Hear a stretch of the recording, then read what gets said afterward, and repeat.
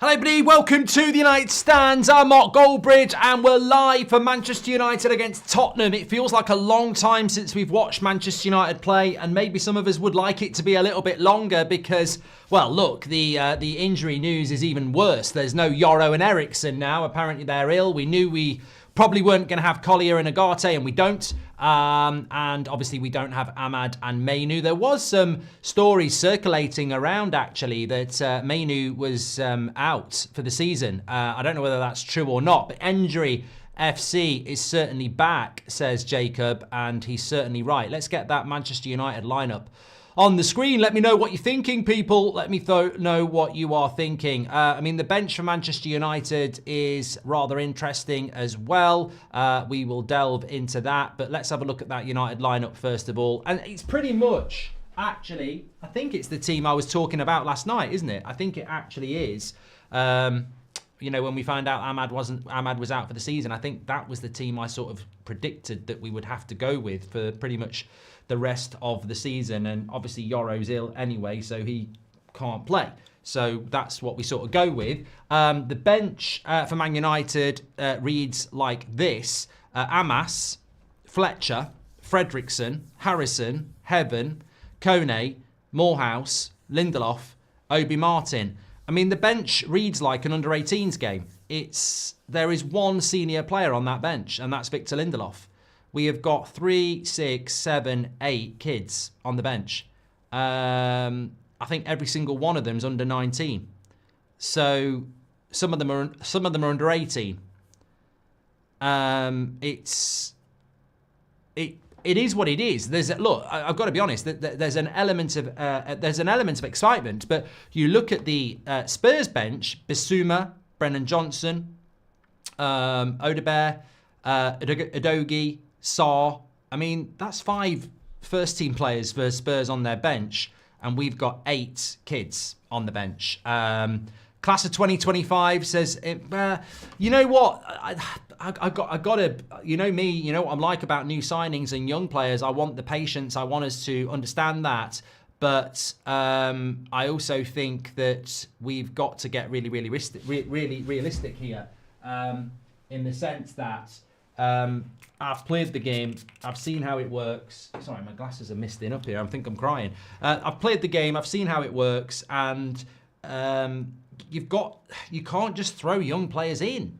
It just doesn't happen. People always go back to that Aston Villa game. You can't win anything with kids. But we didn't actually have a team full of kids. We had a team of we had a team of experienced players there, like Roy Keane and Steve Bruce and Peter Schmeichel. I look at Man United's experienced players: Harry Maguire, Bruno Fernandes, Onana. It's not quite the same, is it? And also, you look at that first team and you go, well, Garnacho's still a kid, Dorgu's 20, Dalot's woefully out of form, Casemiro's past it, Bruno's not really a midfielder, Rasmus hasn't been playing well. So it's not the perfect environment to throw kids into. The chaos kids is what I would call them, because they're being thrown into a chaotic situation. And look, that's not their fault. It's not Amorim's fault. I think, again, you've got to look at this situation and say, how is it Manchester United were putting out PR at the end of the transfer window that they were relaxed about the squad they had for the rest of the season? Who could be relaxed about what they've inflicted on us today? Like, 8 of our 9 subs are from the youth team. 8 of our 9 subs are from the youth team, and the other one is Victor Lindelof. It's catastrophic, and it's all on them. They've caused this. And of course, Tell starts for Tottenham. So the embarrassment could get even further. I mean, the Spurs team looks pretty strong, actually. Vicario's back in goal. Spencer's played well. Davies and Danzo and Porro. Bentancur, Bergvall and Maddison. And then Kulusevski, Son and Tell. I mean, that team, for a Spurs team, looks positively balanced compared to us. But, well, look, we are where we are. We go with what we've got. How do we survive this, says Nemo. Well, the sad thing is it's not going to get any better any quicker. I mean, the return of Collier and Agate will help. But, look, let's just hope for something positive tonight, because we can certainly do with something positive. And I think that Amorim is the person that doesn't deserve the blame, as I said this morning. And in fairness, I don't think a lot of these players do. We've got to get behind the manager and we've got to get behind the players. I think that the simple blame is with the owners. And I was disappointed to see clips of Gary Neville on mainstream TV listing off many different issues at Man United, mainly around the training, the manager and the players, and not once reference the glaringly obvious issue at Man United, which is the ownership. And I would implore Sky Sports, who I pay money to actually look at what you're meant to be doing, because we're getting propaganda now. Your biggest voice, who you pay the most money, will not speak about Man United issues when it's anything to do with Ineos or the Glazers now. Because, what, he's on the gravy train? I think it's bloody disgusting. It's distorting the view and it's putting pressure onto another manager, which is not right in my opinion. And I've listened to what he's had to say on national TV, and at no point does he reference the failure in the January transfer window by these owners, or the failure with the debt, or anything else. And fair play to the Man United Supporters Trust, the 1958, Sky Cave this morning was talking about the debt as well. More and more people are starting to talk about the debt interest and why it's killing this football club.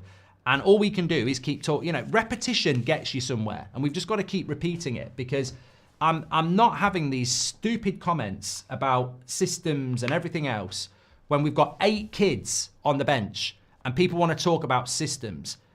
You know, this is back against the wall survival football. You can't have what's Gary Neville doing on national TV talking about systems and styles of play when we've got 8 kids on the bench and we're picking players in the first team that we wouldn't normally pick? Like Casemiro wouldn't be anywhere near this team normally. Neither would Rasmus, probably wouldn't be starting either if Ahmad was fit. So we're picking a team, a squad, because we have to. Let's not be. I don't want to be talking about systems and style of play today. I think we're in absolute back up against the wall survival mode. And if anybody can't see that, then I don't know what you expect. I really, really don't. It's obvious that Ineos are paying Neville to be silent, says Alex. Well, I don't know whether he's being paid, but there's certainly something that's not quite right, in my opinion, as to why a guy who's a legend of the club can't acknowledge the astoundingly obvious issues that are at play at Manchester United at the moment. What did I also want to say? Let me just sort this out. Okay, that's wrong. If we win today, it'll be the most Spursy moment, says Richard E. Our team gets ran through more than Lily Phillips, says Mike. How do you think we'll go on today, Mark, says Nog. Stephen Schwartz, welcome to the Members Club. Thank you for getting your badge in. It's just a total mess and these kids don't deserve to be thrown in, says Danny Esther. Some people are talking about, and I don't know whether this is true, but some people are talking that Dorgu's playing at right wing back again. I mean, I don't like that. I mean, I'm not here to sit and pretend that I like that. I don't like that. Like, I really don't. If that is true, I can't lie. I don't like that. But I don't know whether that's true. I'm excited about the youngsters. They will definitely give more for the badge, says Ian. If our record was based on the manager's press conference, we'd be undefeated, says Christian. And Daniel Darbish has been a member for 52 months. Thank you very much. Mike JBA has just gifted a membership. Why are we always the last team to play, says Chris. We will win, says Keel. And what do you think happened to Hannibal? I don't know what happened to Hannibal, Funky. Amorim, short-term pain for long-term game would work only if he had a competent board. With PSR and Ineos are in for a forever painful ride, says Chiri. Thank you very much for that. Appreciate that. Raphael as well. Thank you for the like. Let me just get this going over here as well. Okay, I think we're set, which is good. I want to get me timer done as well, which I'll just do that as well. Just a little bit of housekeeping that I'd forgotten to do. My timer's going to be blue if I don't change this here. There we go. There we go. Okay. Thank you very much. Have we got the stats carousel rolling round so you can see the Spurs team as well? As I said, quite a strong Spurs team compared to Manchester United's. There it is. Yeah, and they actually have got people like Adogi, Brennan Johnson, Basuma on their bench. We've got 8 youth players on our bench. today. Manchester United, 8 youth players, of which and I think many other Man United fans would be in the same. I can't tell you about Fletcher or Fredrickson or Harrison or Heaven or Kone or Morehouse or Obi Martin. I can't tell you anything about them because they've never really played for the first team. We've seen Harry Amas a little bit in pre-season and a little bit of Fletcher, to be fair. I think Fredrickson played a little bit as well. And obviously I know about Lindelof, but there's just so many players there that I can't sit here and say Morehouse is going to cook. I just don't know. I don't know what they're going to do. Score predictions, I've gone 2-2. So yeah, I mean, look, there's protests from Spurs fans. A few hundred people there. So yeah, I don't know. I don't know how this goes, but I'm just going to go 2-2. Yeah, but it's going to be tough, and it's at Spurs. If I was Spurs, I'd fancy myself.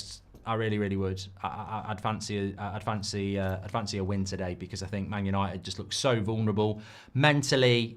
You don't know what position we're in as well. Yeah, there was talk that there was a correction from Chris Wheeler. Clarified that Amorim says Ahmad's probably out for the season. There was a bit of something that Mainu was out for the season. They're still waiting for an update on that. So that was a bit of, I mean, I wouldn't say panic, but I think there's nothing we wouldn't believe at the moment. But Lenny Yoro, Christian Eriksen, both unavailable due to illness as well. I mean, they must be bloody ill as well. Like, they must be really ill because I'm telling you now, if I'm a Man United player and I've seen Ahmad, Mainu, Agate and Collier drop this week, I mean, give me some bloody night nurse and a couple of, Red Bulls because I'm playing half an hour. I mean, we've all played with a cough and a cold.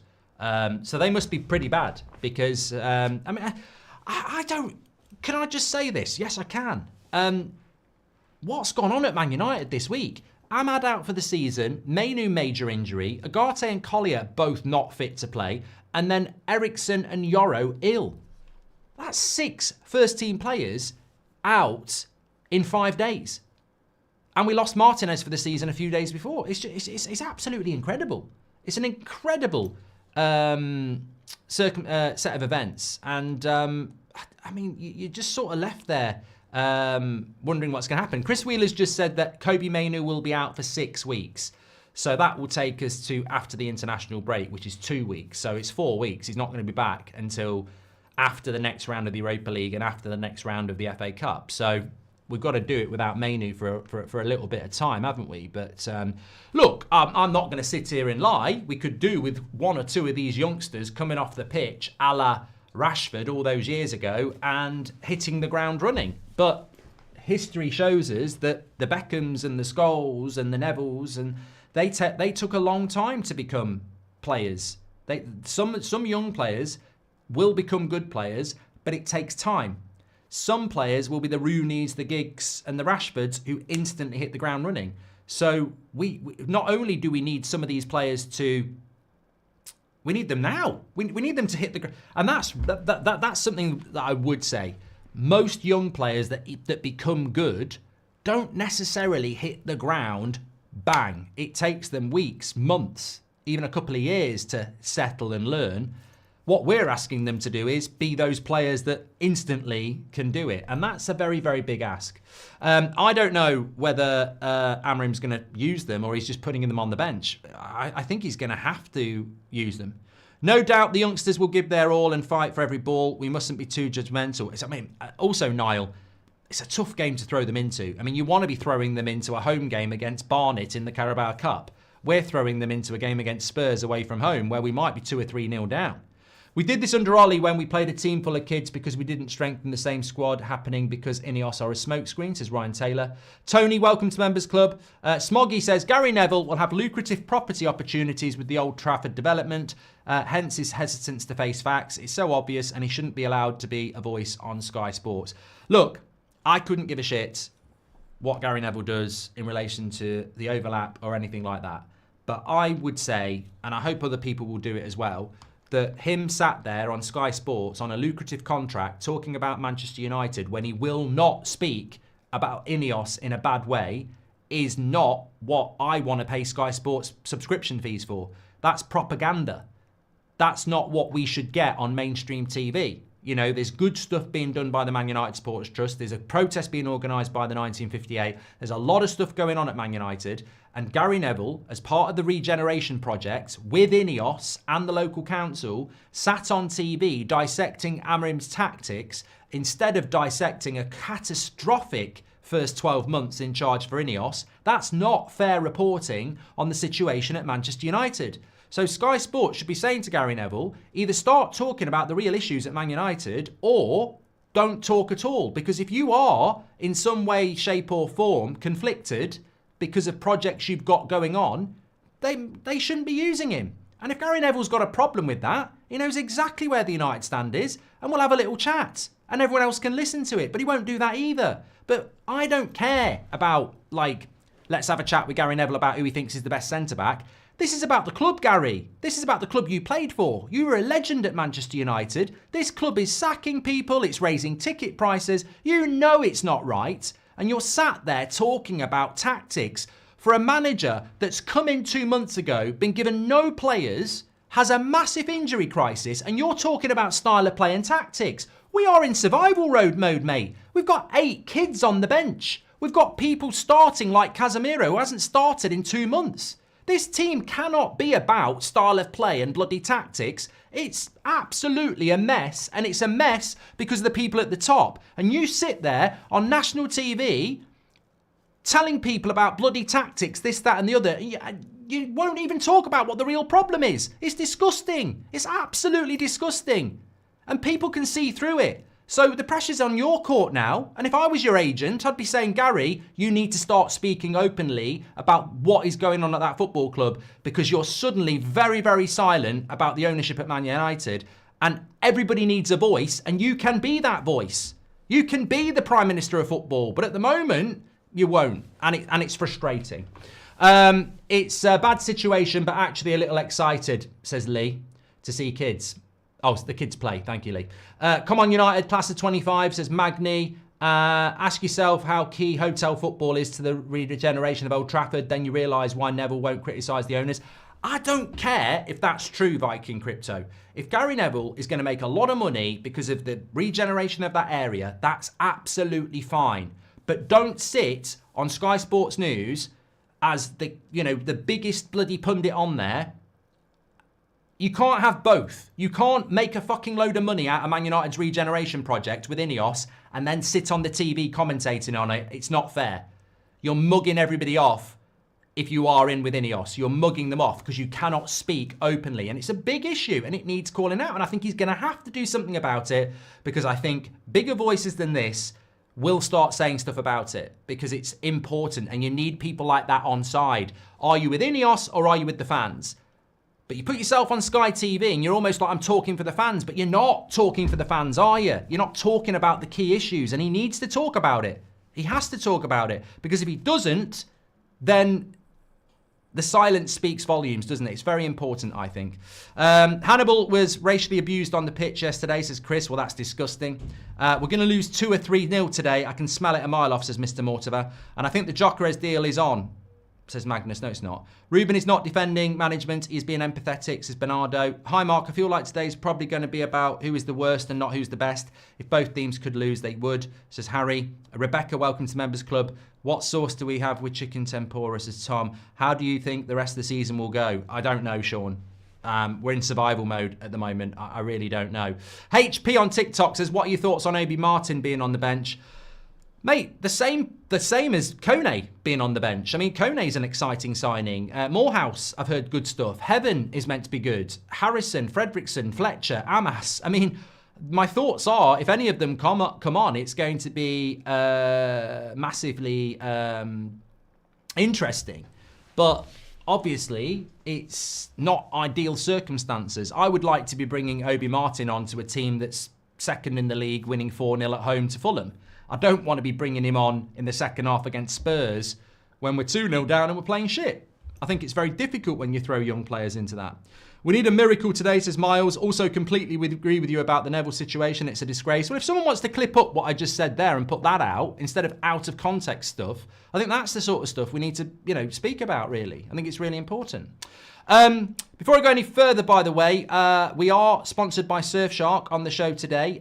Some interesting stuff about VPNs. Somebody was talking about yesterday, actually. If you don't know what a VPN is, it's a virtual private network. It's all about protecting your online data and privacy. And with Surfshark, your private messages, photos, videos, and other sensitive information is protected. But the coolest feature, I think, about Surfshark is its ability to change your virtual location on platforms like Netflix, giving you access to a world of content no matter where you are. So if you're in America and you want to watch UK Netflix, you just change the location to London. Somebody yesterday was saying, I was watching the 3 p.m. games yesterday, and they were saying this on the watch along, that they changed their VPN to another area and then subscribe to Sky in that area and then watch 3 p.m. games, which is just ridiculous what you have to do in the UK. But lots of stuff you can do with the VPN, and they offer Surfshark One Suite, which is a comprehensive set of tools for your digital life that includes alerts. You can also use it on different things at the same time, so you can have Surfshark on your phone, Surfshark on your computer.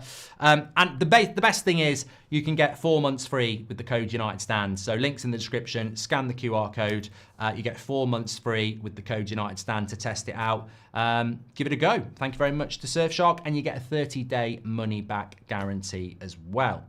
Andy Weatherall has gifted a membership. Thank you, Andy. Thank you to Surfshark for sponsoring the show as well. Mark, do you think Amorim is sacking himself with the inverted fullbacks decision? Says Source Reacts.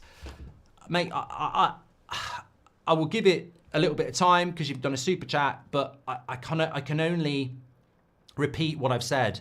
People who are talking about tactics, when you've got 8 kids on the bench, you're picking people like Casemiro, and people are talking about tactics and style of play. I just don't know what to say. It's the same thing happened a year ago with Ten Hag. People were talking about style of play. It was Neville again, talking about style of play and everything like that. And we had an injury crisis.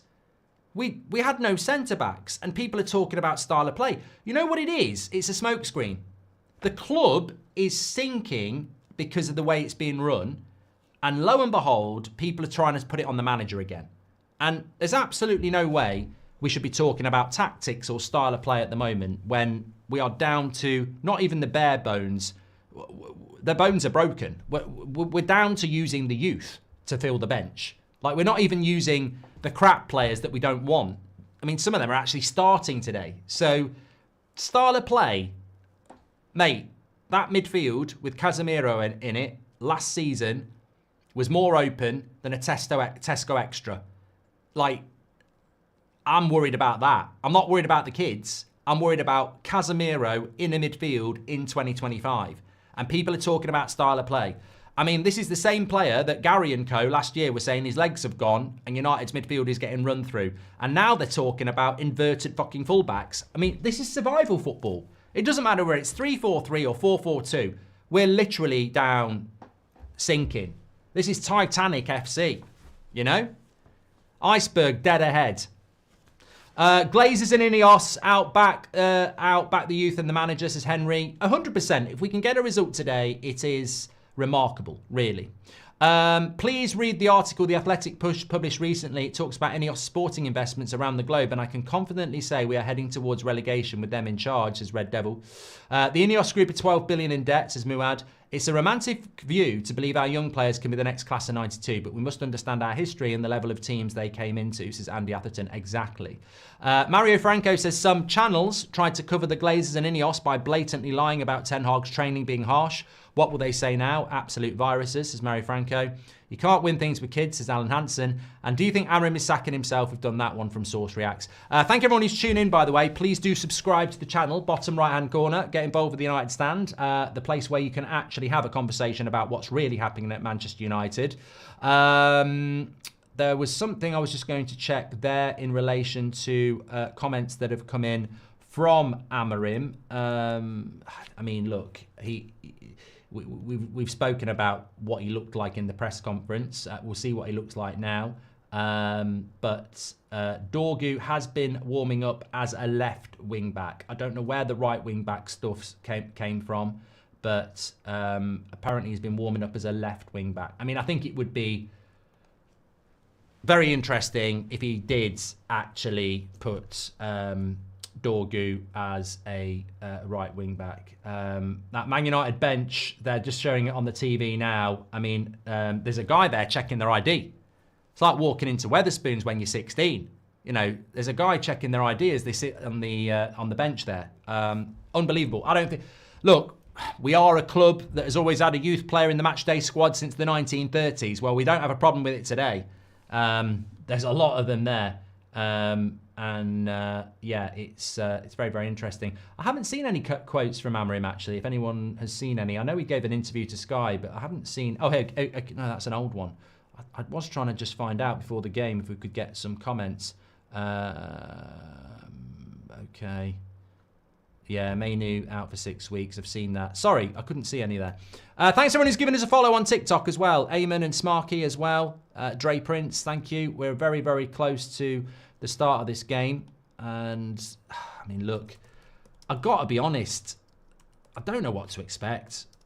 I really don't. I don't know what to expect. And if we did get beat 3 or 4-0, I don't know whether that would be a surprise. And I think for me, before a ball is kicked, because you never know where your emotions are going to go, I think everybody needs to have take a minute and just go, if this goes tits up, where am I putting the blame for this?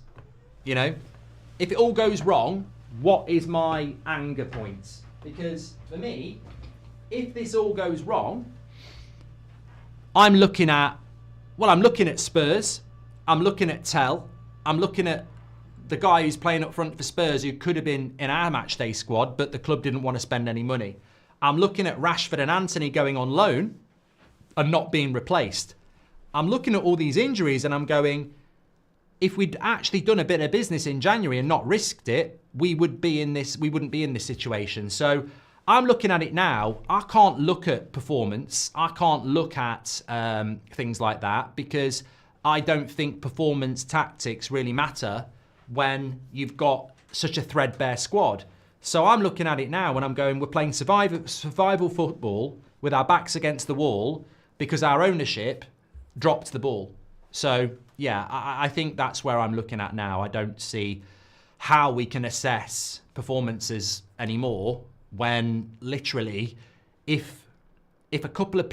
Look, my major point here is that we know United are really inconsistent and we know we never have a game where our team plays well. So when 2 or 3 of these players... Look, imagine if Delo has another shit performance, right? There's nobody on the bench. That's what I mean. Like, if Casemiro is shit, there's nobody on the bench. If Delo plays badly, there's no one on the bench. If Rasmus has a bad game, there's nobody on the bench. There are people on the bench, but they're kids. Where the expectations has to be ridiculously low because we cannot blame them. And that's what I mean. When people are talking about tactics and style of play and performance, when was the last time 11 players for Man United played well for 90 minutes? Years ago. That's not going to happen today, is it? So we're going to have to look to the bench. And we don't actually have players on the bench that even played for us before, really. So I think it's very, very difficult for people to be judging. I just hope Spurs are worse than us. Amorim in, owners out, United stand till the end, says Andres. Just arrived in time for my weekly punch in the face. Let's try and enjoy it. Says it's just Danny. Thank you, mate. Hope you're doing well. If we lose the Glazers, rip the Glazers a new one, please, says Owen. This Spurs team looks strong. I'm worried, says Fraser. Class of 25 will save us, says Billy. Krista Welker has gifted a membership. Thank you. Dorgu is on the left. Low on the right, says Captain Donut Boy. I don't care about style of play, but I don't understand why we're playing our only left wing back on the right. I don't think we are. Source reacts. Glazers and Ineos out. Back the youth, back the manager, says Henry T. Thank you very much for that. Thanks for your super chats. Trigger on TikTok says Casemiro is too old for the Prem. Thanks everyone who's given us a follow there. And big shout out to everyone on YouTube. Henry T has just gifted 5 memberships. We've got nearly 36,000 watching. Make sure you share the video, subscribe and all that jazz. We're about ready to go here. And it's Manchester United. Yeah. I mean, I've watched many Man United games with you over the years. I've watched many Man United games all together, and it's going to be very interesting. We're up and running here Xerxes obviously playing in behind Rasmus with Garnacho. Bruno playing next to Casemiro. I mean, talking about tactics, etc. Delo is playing right wing back, by the way. Spurs will play a high line. That's what they do. But look, it sort of gets lost in the week, doesn't it? But I'm very much of the opinion that Bruno in the midfield doesn't work either. So we've got Casemiro, who I don't think works in the midfield. We've got Bruno in the midfield, who I don't think works. We've got Xerxes playing as a 10 with Garnacho, which we haven't, I think, done at all. Got Rasmus up front that hasn't been working. Delo is playing as the left side. Delit is playing as the left-sided centre-back, which he hasn't done. Yeah, it's all really, really interesting. And I'm interested to see how it's going to work, because I think there's a lot of holes in it, really. We'll see. We'll see. Get your score predictions in. I've gone 2-2. But yeah, you just gotta get out there and give it a go, boys. Look at that seat. Ineos. Ineos. Ineos. This is the Spurs ground. Ineos. On the seats. Well done to Sky for showing us that. But Sky think they're showing us the youth players. I'm looking at Ineos Grenadiers on there.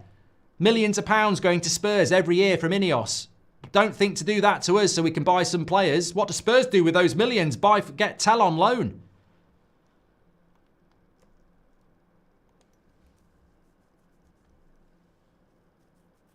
Thanks everyone who's watching, by the way. Make sure you share that video. But Spurs with possession here early on. I think we've got to try and play quite compact. I think that's our best chance. Does Man United have a contract with Sky on how many times they need to interview the manager? Why is the CEO and them not getting interviewed? Says Sammy. James Black's just gifted a membership. Spurs on the ball at the moment. It's been difficult not to write off the rest of the season. I'm genuinely positive, but it's hard to find things to be positive about, says Patrick. Look, I think one thing I would be positive about is I think Maguire, De Ligt and Mazraoui is probably our strongest area of the pitch.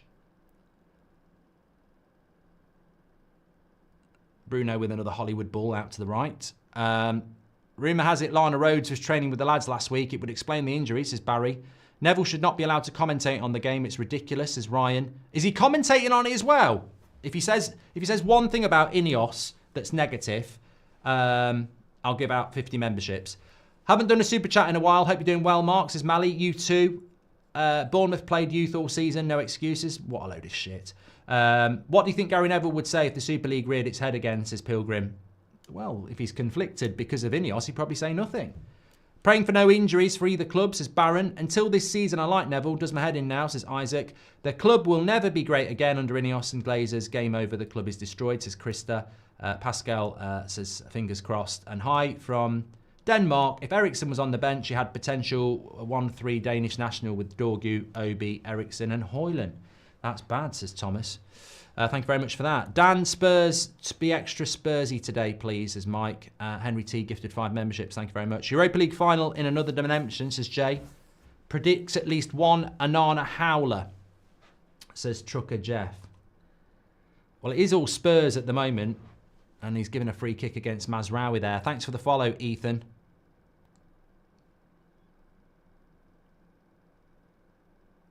Probably was a foul. Maddison did well to get away from him, to be fair.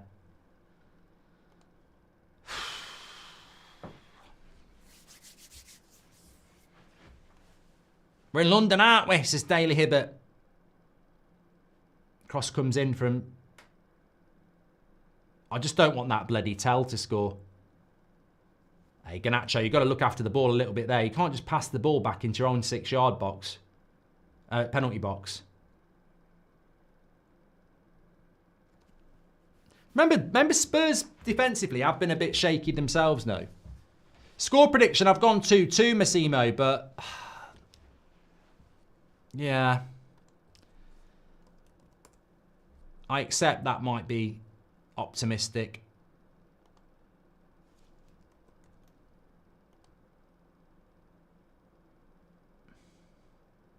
It's just Spurs knocking the ball around at the moment, though.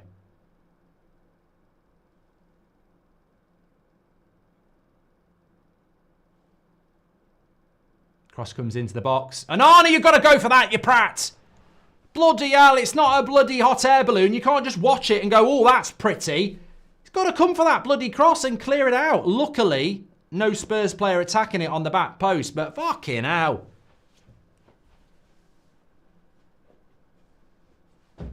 It's great. It's a shaky start, this. Did you read the article on the debt Ineos themselves are in? With credit agency issues, warnings, we're stuck with a busted flush, says Bounty Hunter. Can I get a happy anniversary to May and Abdu? Hold on a minute. Another cross to the back post goes for a goal kick from Spurs. Can I get a shout-out anniversary to May and Abdu and a shout-out to their gorgeous little boy, Moaya? I love Nizam and Akina. That's a lovely one from Nizam. Thank you very much. Everyone carrying the weight of all these injuries. Manager Shanna, fight your way up, Man United. Come on, great show, Mark, says Jessica. Thank you. Google had Dorgu on the right, says Source Reacts. Always wait for the game to kick off. Gary Neville, by the very nature of not criticising the Glazers and Ineos, is biased by silence. What happened to kissing the badge in front of the top, Gary? Says Andy Atherton. Got my Bible with me, praying we don't lose, says Raz. And I agree with interest being a part of operating profit, but it unfairly burdens United given the leverage buyout. Ineos could push the FA on this, but they won't, says Jose.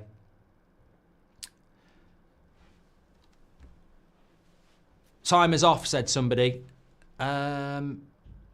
Is it really? That's off. 6:57. No, it's about right. Must be a bit of delay on YouTube or something. Thanks for the follow, Clinton and Slater. Slater? Heidi Fools Norse's reference there. But Slater! Nice ball out to Dorgu. Let's see what he's all about down this left-hand side. Gives it back to Casemiro. Back we go. All the way to Maguire. And good pressing by Spurs. United have got no option than to go long. And win a throw-in. I think Kone would be a good replacement for Casemiro, says Osama. I mean, look, I don't know, mate. It's the land of dreams, isn't it? When you're bringing on kids and hoping. Parker says Gary won't speak because he does the same at Salford. We've got to get a bit more physical in this midfield, haven't we? I mean, Garnacho, Rasmus, Xerxes, Bruno, and then Casemiro. It's just not. That's 5 players, and I look at it and go, who's gonna bring the fight? Bruno misses a tackle there.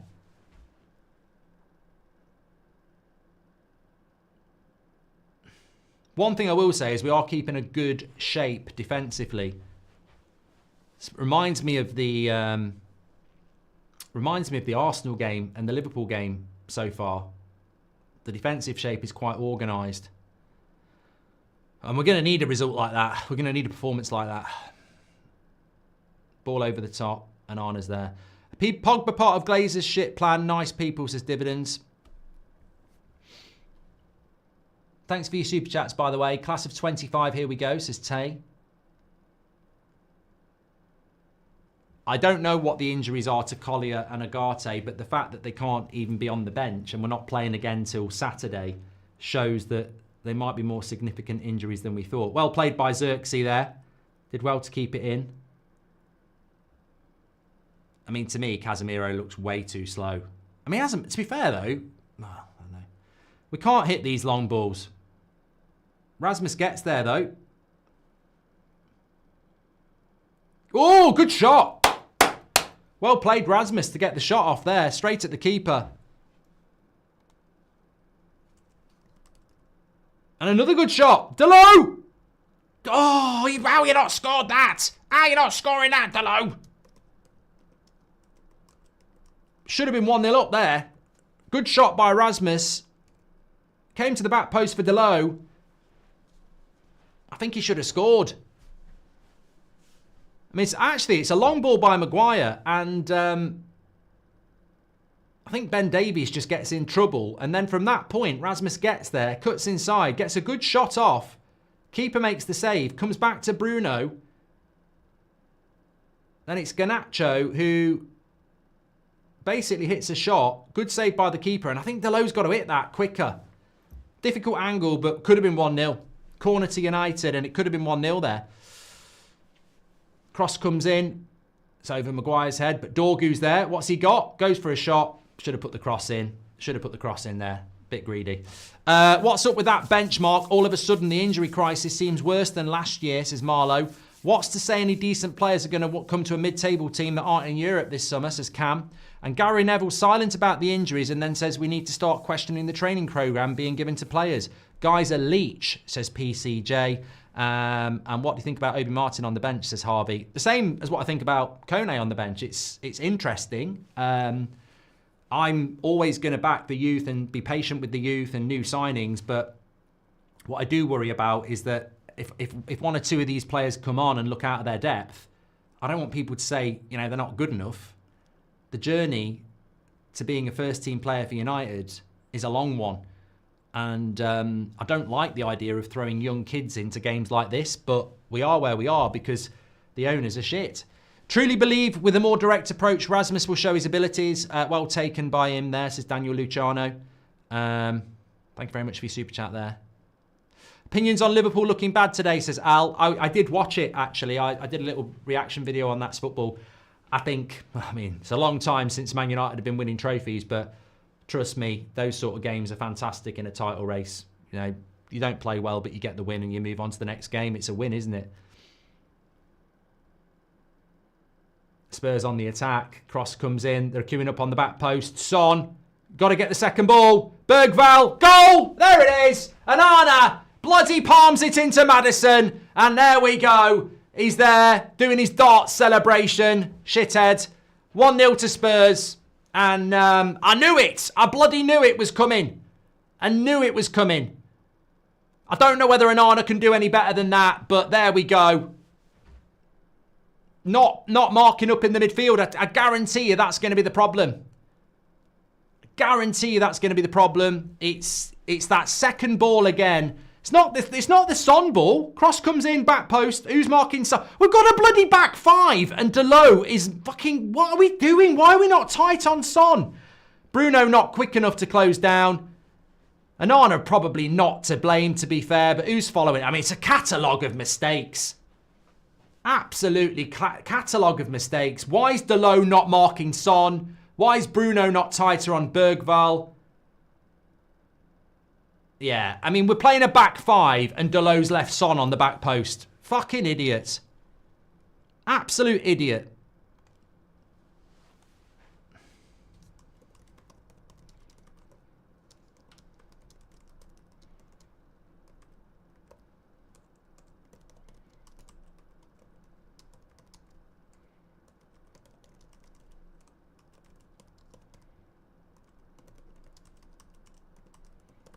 Football IQ of Dumbo the elephant. You can't teach that. You just can't teach that.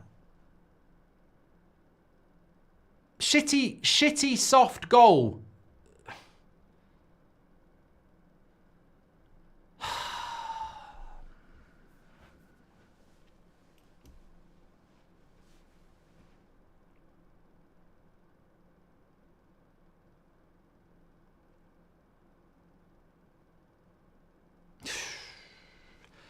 Yeah, and any chance you want, you've got to be. You can't have that happening.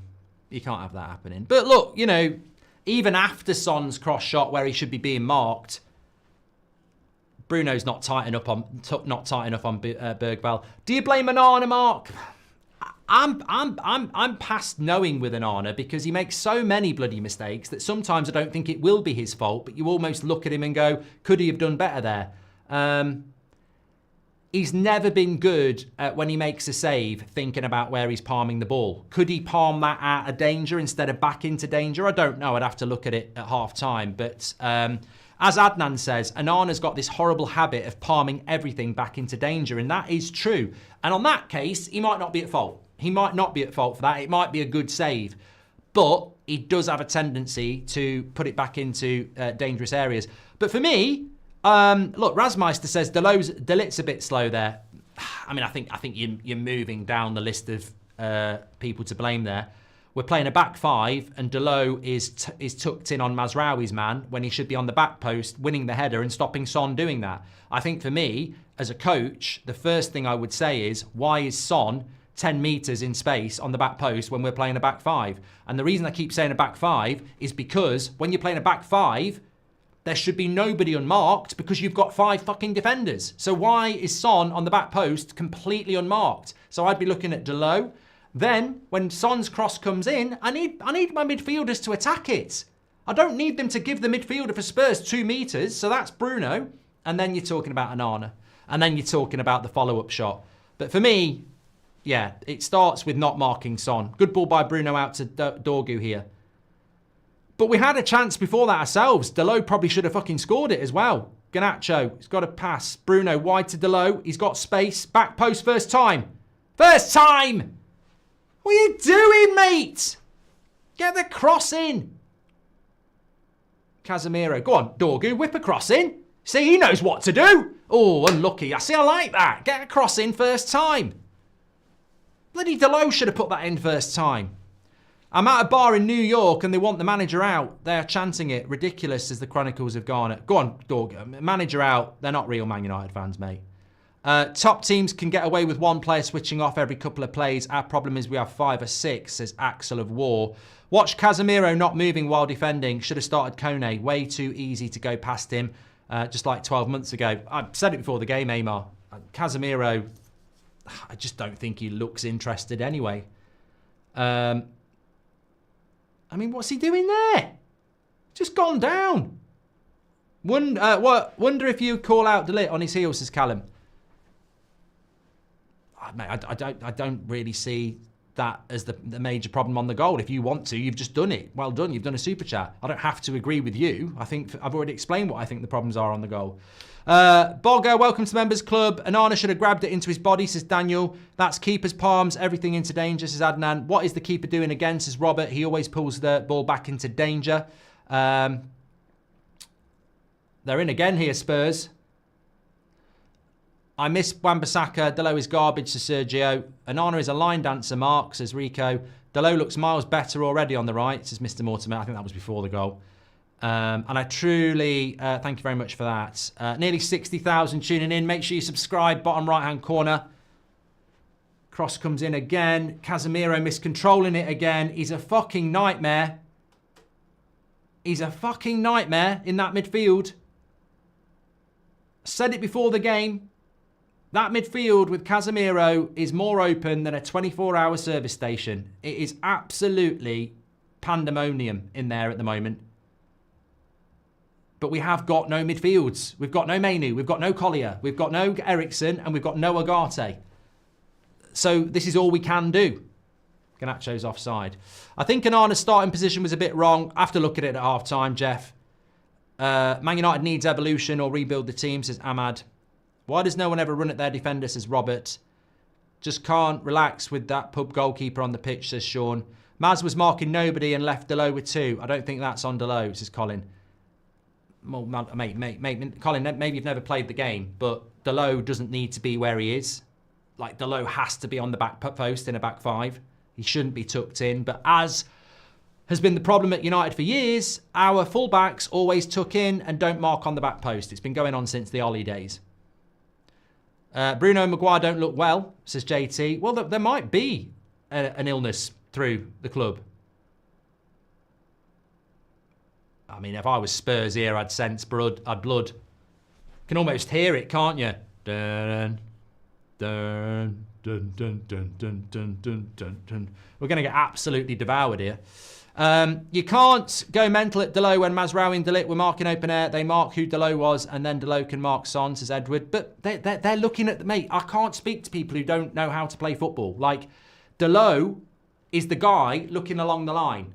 They can't see what's going on behind them. He's got to communicate, and Dalot and Mazraoui have not even been here a year. I've seen Dalot do that in a back 4 for 4 years.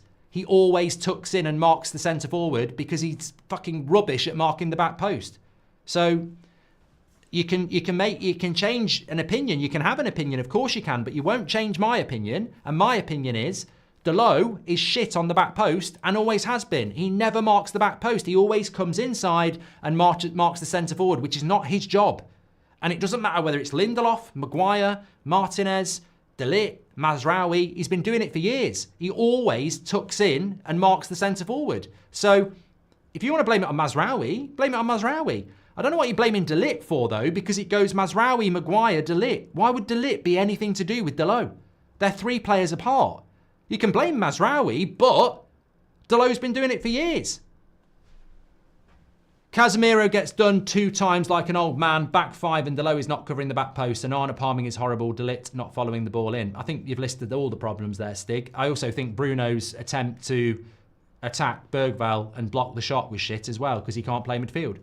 You know who's at fault? The Glazers, says Thomas. Exactly. Let's get it back on point.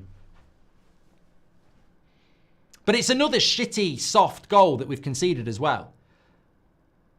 Garnacho last-minute winner, mark my words, says Mozza. Bruno's told Casemiro to be in position 3 times already, says Max. Good running by Maguire. Go on, Rasmus. Look at the back post. Good play. Oh, come on. See, that's one criticism I have of Xerxes. He's a bit flat-footed in the box. Go on, Mazraoui. Good play, Xerxes. Go wide. Go wide. To be honest, I think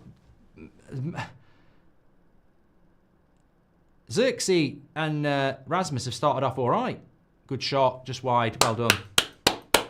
Bruno and Casemiro waiting for someone else to make the tackle or press. Don't look interested in defensive side at all. Seems to be a lot of that, says Jake. Almost as many tuning in live here than at a home game, says AJ Tills. Stats carousel. I thought the stats carousel was on. No, it's not. Thank you very much for reminding me. Let's have a look at the stats. 20 minutes in. I mean, statistically, it's not bad. Here we go. Bruno, wide. Take your time, Garnacho. 1-1. No! No! Oh, God! How has he missed that? How has he missed that? How has he missed this? He gets slipped in by Bruno. He's got all the time in the world. He's put it over the bar. I ain't seen a shot that bad since I took one on the Nokia 3210 and put my finger over the lens. That's absolutely shit. You've got to score that. That's a terrible shot. Oh.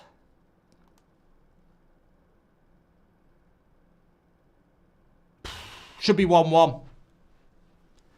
Mistakes at one end and mistakes at the back, mistakes up front. It should be 1-1. It's the same.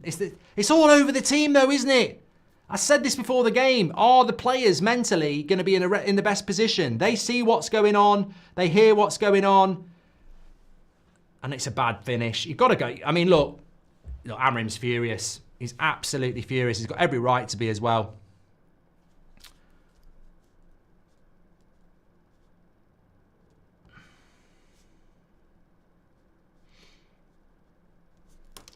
Done the Premier League predictor mark. We're heading for 16th finish and 44 points. Why would any half-decent player move to us?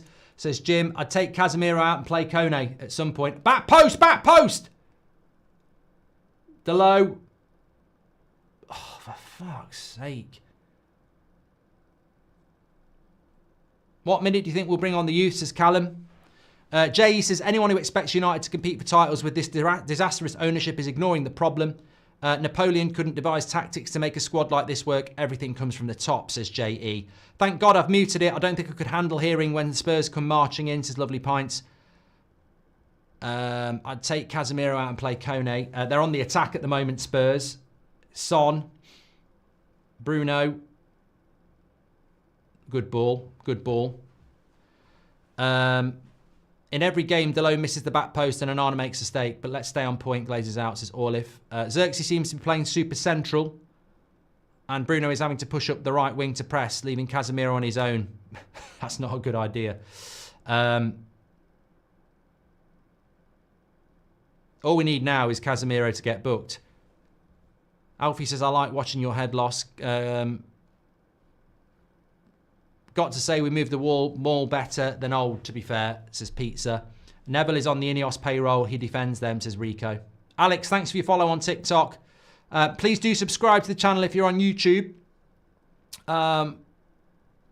We are currently on the road to 37,000. We're only 100 away, so please do subscribe. But get involved with the United Stand live every morning at 10 o'clock.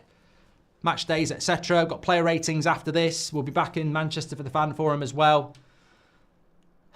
The stupid thing is, yes, United are a bloody mess at the moment. Injuries, idiots in charge, blah, blah, blah. But this should be 1-1.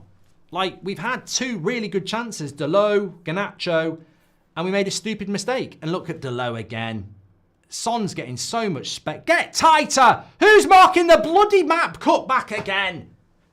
Tal with a shot, and Arna with a good save. Cutbacks again. Look at this back five. Where's the midfield? Well, look at the back five all in a row. Nobody looking for the cutback. Casemiro arrives now. Always the cutback. Too easy. And it is a corner. Disaster Wrangler Jean says, why did we sack Ten Hag? Cost us millions. Anthony Drayton, thanks for joining the members club. Get your badge in. Tong on TikTok says, go to sleep, wake up next season. Yeah, but you know what? I'd be scared where we might wake up, mate.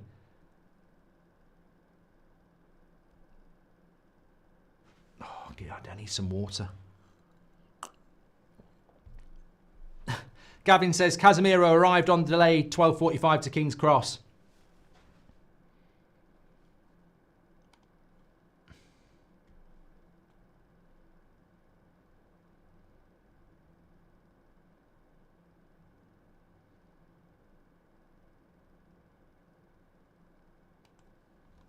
Another close shave for United, though.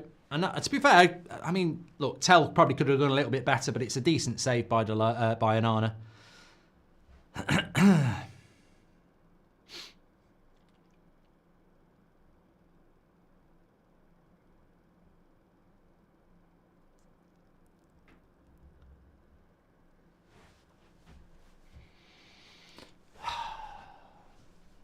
Not really too many positives from this. Cutbacks on and off the pitch, says Stoker. Thank you very much for your super chat, pal. Onana just booting the ball long to a Spurs player again. Remember when we were meant to be buying a ball-playing goalkeeper? Just seems to have lost the ability to actually play the ball. Spurs are enjoying this. Popping the ball about. Look at Delo again. He's not looking at Son at all on that back post again. I know I'm asking too much, but can all the big channels on YouTube for United come together to get the whole community to protest? Online protests might hurt Ineos and Glazers more. This is unbearable, says Shiam. Well, we're doing all we can, mate. You know, we've been very vocal about that. I recommend something stronger than watermark, says Mark. And I'm still hoping Yildiz Ulbanzini catch United's eye, says Payne. Hello, Mark. Me, Fian and Dean are going to Glasgow for the day tomorrow. Any fun suggestions? Any good beers? Much love from Waterford. Be a nice day to take the mind off United, says Kean. I've never been to Glasgow, mate, so I can't help you, but have a good day. Cross again! And Arna doesn't fancy that! It's right across his 6-yard box. Concrete in his feet. Cleared away. Look at the back post again. Look at where Son is. Look at where Delo is. He's got to drop back. Time and time again. He's tight with him now. Good.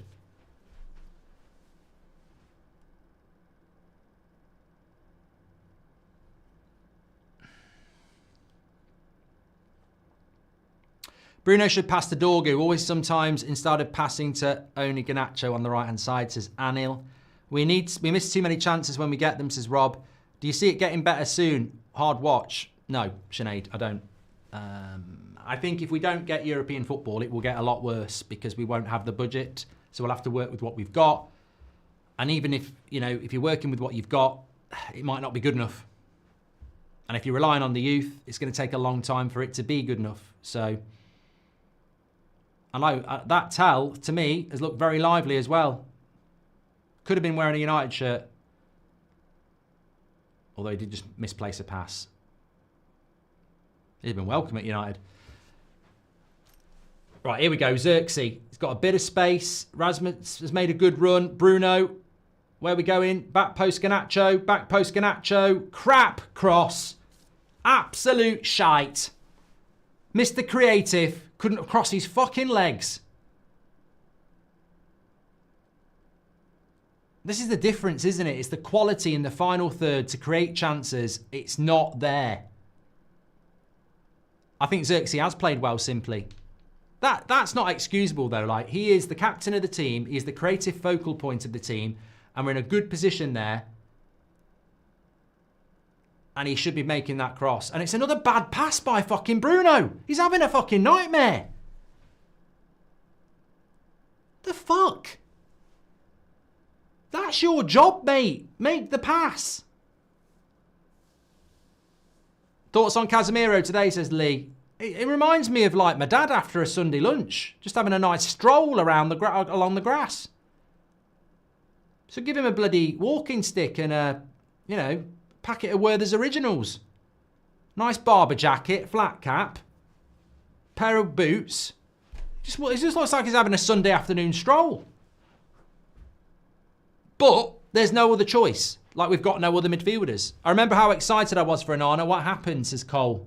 I think the biggest disappointment with me with Onana is I knew as a goalkeeper he would never be as good as a shot stopper as Delo, but I expected to get one of the world's best ball-playing goalkeepers, which would change the way we play. To see him consistently booting the ball long to the opposition for the last 12 months has just been baffling, I agree.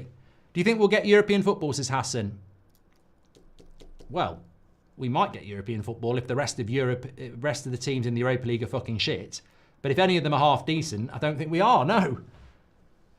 Said this is the most shots in the first half in ages, says Mister. Well played, Delit. Also, can I...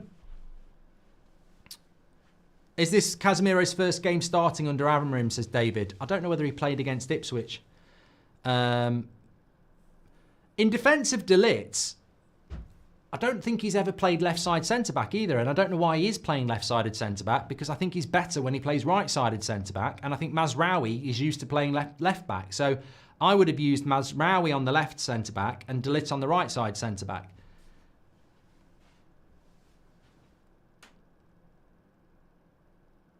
Corner, second ball. Casemiro was fouled. These players have great seats for Spurs Open training, says Marcus Stevenson. To be fair, Mark, Bruno should have an assist, says Channel of... Yeah, he should do. He should have scored. Garnacho should have scored. How have we become this bad? Why would Glinios let this happen to the club, says Tony Cox. Well, maybe they're going to make a shitload of money soon when they start rebuilding around Old Trafford and get all their contracts in. Maybe it's just a cash grab. Maybe that's why certain people are staying quiet on TV. Because they know they're going to make a fucking load of money when they start building around Old Trafford.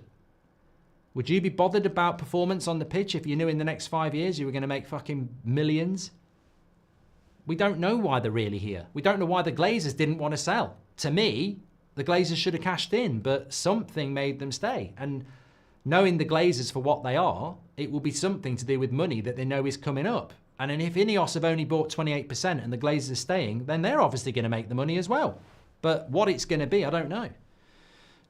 Why do this lot look so unfit, says Anthony. Rob Dobson says, I'm 44 and diabetic and I've still got more energy than Casemiro.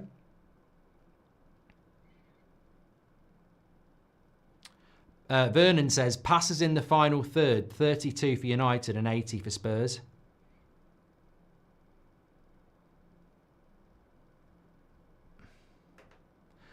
Gilo wants Bruno off. I mean, mate, I don't think we can say that about anybody really with any confidence. Bruno's got a 7 rating on Flash Score, says Matty. Well, you know, this is why personal opinion matters. Don't be a sheep and follow everybody else. Sell Bruno and try and sign Reindeers from Milan.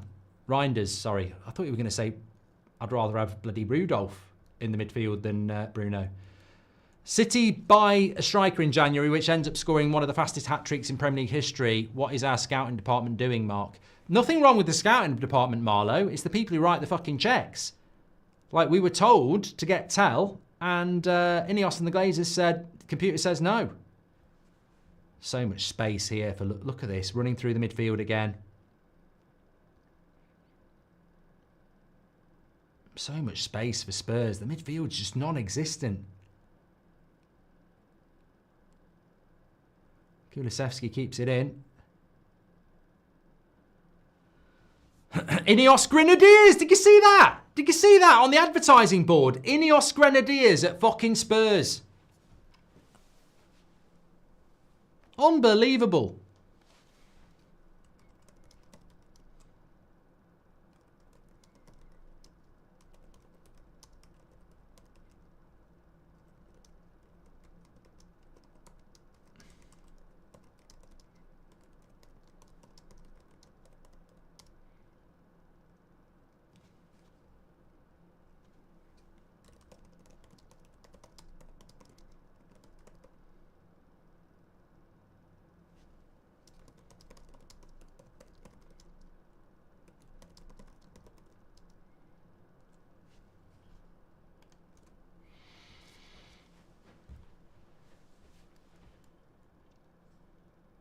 Andrew says, Amorim wanted pace against Son. That's why he's gone with Mazraoui. You said Moyes was a bad choice, but we're above you, says Dean. Mate, if you're happy with David Moyes, crack on. Let's see how long it lasts. Casemiro looks 5 kilograms too heavy. What's going on with the training? Bruno looks like he took tranquilizers before the game. Look, Mark, maybe Bruno is ill. Like maybe there is an illness bug going round and a couple of people have said, yeah, I'll play. You don't know. That's a foul on Casemiro. Surely that's a foul on Casemiro. Has he gone back? Yeah. Neville is destroying Bruno, says Robert McCormack. Neville going in on the tactics again on commentary, says Harry. Right, watch this tweet.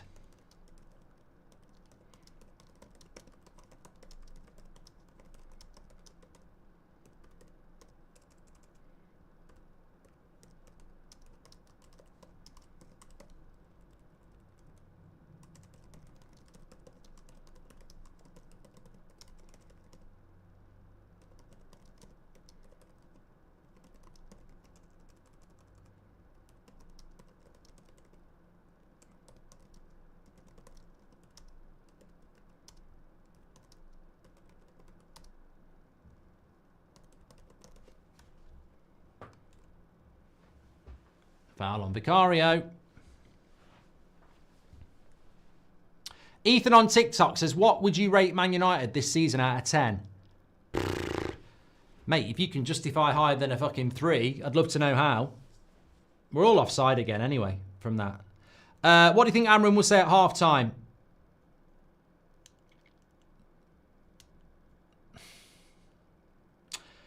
To be honest with you, I think it's very difficult to say anything at half-time because you need these players on the pitch to perform. So he hasn't really got definitive options on the bench. And also, really, it should be 1-1. Garnacho should have scored. So you're sort of looking at it and you're going, defensive errors have cost us a goal and offensive errors have cost us scoring a goal. Casemiro is just too bloody slow, though. We don't have a single player issue. We have a team issue. Getting one player here and there won't do anything, says Jabbo. Why does Bruno take every free kick, says Andy.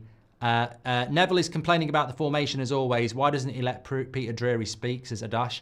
Because Gary Neville basically has to say something but can't say what should be said. He can't say anything about Ineos or the Glazers because for some reason he can't say anything about it. So United are shit, but he can't say what the reason is.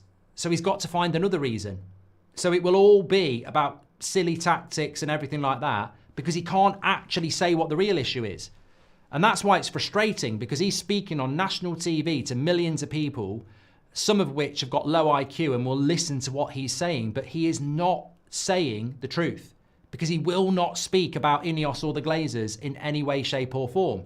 And obviously, he used to talk about that, but now he won't. What's this yellow card for? Casemiro. Booked. He's a fucking waste of time, this lad. He's a fucking waste of time. I told you, if that's it, if he's booking Casemiro, that's exactly what we don't want.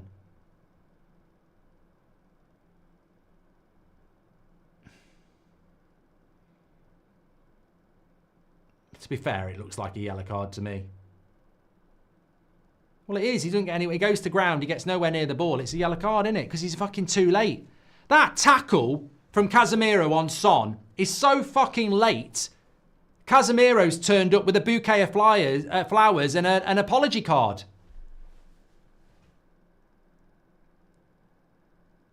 Just too fucking slow.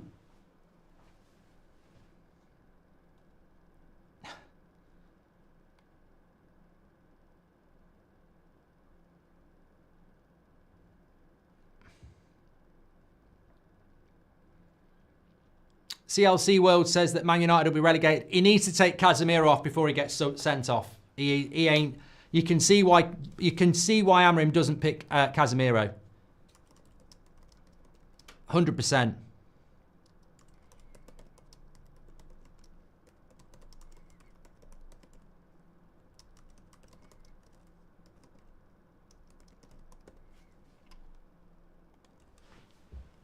Don't ever be criticising Amorim for not picking Casemiro again. He's fucking useless. Just hoping Amorim doesn't break Spurs Lockers TV, says Premier Pulse. 150k a week to miss sitters. I'll do it for 5k, says Alex. Ineos sponsor on Spurs advertising boards. I know, Lewis, I've seen it. I've noticed Gary turning on the manager to protect his mates and his new hotel. He'll get an area build at Old Trafford, says Dazzo. Funny Neville keeps talking about tactics, but when he was in Spain, he got dog walked out of the league, says AML. Only saving grace, Spurs can do as Spurs, says Adnan. I mean, look, it's nearly half time. I know I don't have the fucking audience that Gary's got to talk shit, but let's have the chat that he's having, right? He's too scared or greedy to mention what the real reason is, because obviously it's in his interest not to moan about Ineos when he's trying to work with them. But the tactical conversation doesn't make any sense either, Gary. What's wrong with Man United's tactical setup? We've conceded a goal because of individual errors, and we've not equalised because of an individual error. We should be 1-1 in this game. We've not conceded loads of chances. It's just shit individual performances. Casemiro, we may as well be playing with 10 men. And as I said, on the goal, a couple of players switched off. And on the equaliser, Garnacho should have scored. So all this moaning about tactics...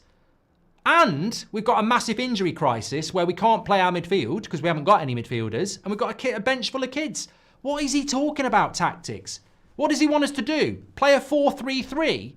We still haven't got any midfielders, Gary. So what are you fucking talking about? It defies logic what morons can spew and other morons will swallow. A formation change is not going to make any difference at all. Spurs are poor, I don't get it, says Joe. Chazzy says, when Casemiro was signed, you were buzzing. I mean, what sort of comment's that? This is what I have to put up with as well. Good, mate, leave this chat, put Sky Sports on full volume and listen to Gary, because that's your sort of level. Moron. I was happy when we bought Casemiro 2.5 years ago. Oh, that means I must be happy now? Lots of people are happy on their wedding day. They're not happy 2.5 years later, mate. Fucking hell. Get in the real world, bruv. Spurs, Gary Neville. Amorim is really angry. He is going mad at his bench. He is shouting at people. I'm not sure what he's angry about. The biggest problem I can see is how the team is set up. No, the biggest problem I can see, Gary, is that you are shit scared of saying anything about Ineos because you're under their thumb. Talk about Ineos. Talk about the Glazers. Oh, you don't? Yeah. So your opinion means shit, mate, because everybody knows that you won't say anything about what the real problem is. So you've got to fill time with bullshit about, oh, Amorim looks angry. Oh, does he? Scotty says, absolutely disgusting agenda-driven commentary by Neville from a bloke who failed himself. Mark, Gary has been dogging a Bruno's position, says Patrick. Look, I don't think Bruno's playing well. I think he's been absolutely shit, and I don't think Bruno can play midfield. But I haven't really mentioned Bruno playing midfield because as much as I don't think he can play midfield, pray tell me today who can play midfield. We don't have any fucking midfielders, so he's got to play there. So moaning about Bruno in the midfield, okay, he's not playing well, but it's not like we've got fucking Agate on the bench or Collier on the bench. I'd give my left bollock to have a midfielder like Fred back, says Michael Gibbs. Get Casemiro out, says Samuel. Enough people will believe it, says the Inquisition, if Gary keeps repeating it. 58 Go saying 3 at the back don't work.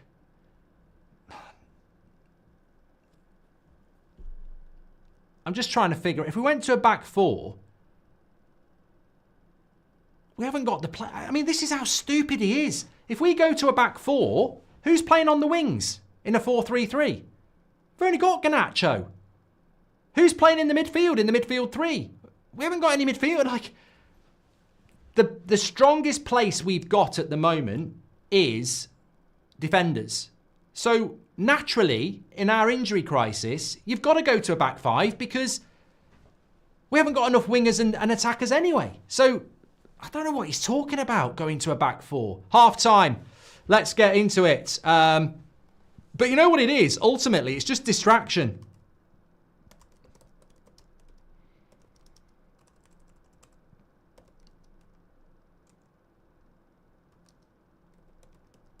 It's just a total and utter distraction.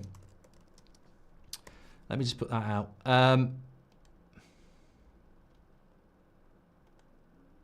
1-0 at half-time to Spurs. Should be 1-1. Should have scored Garnacho. Didn't. So we are 1-0 down here.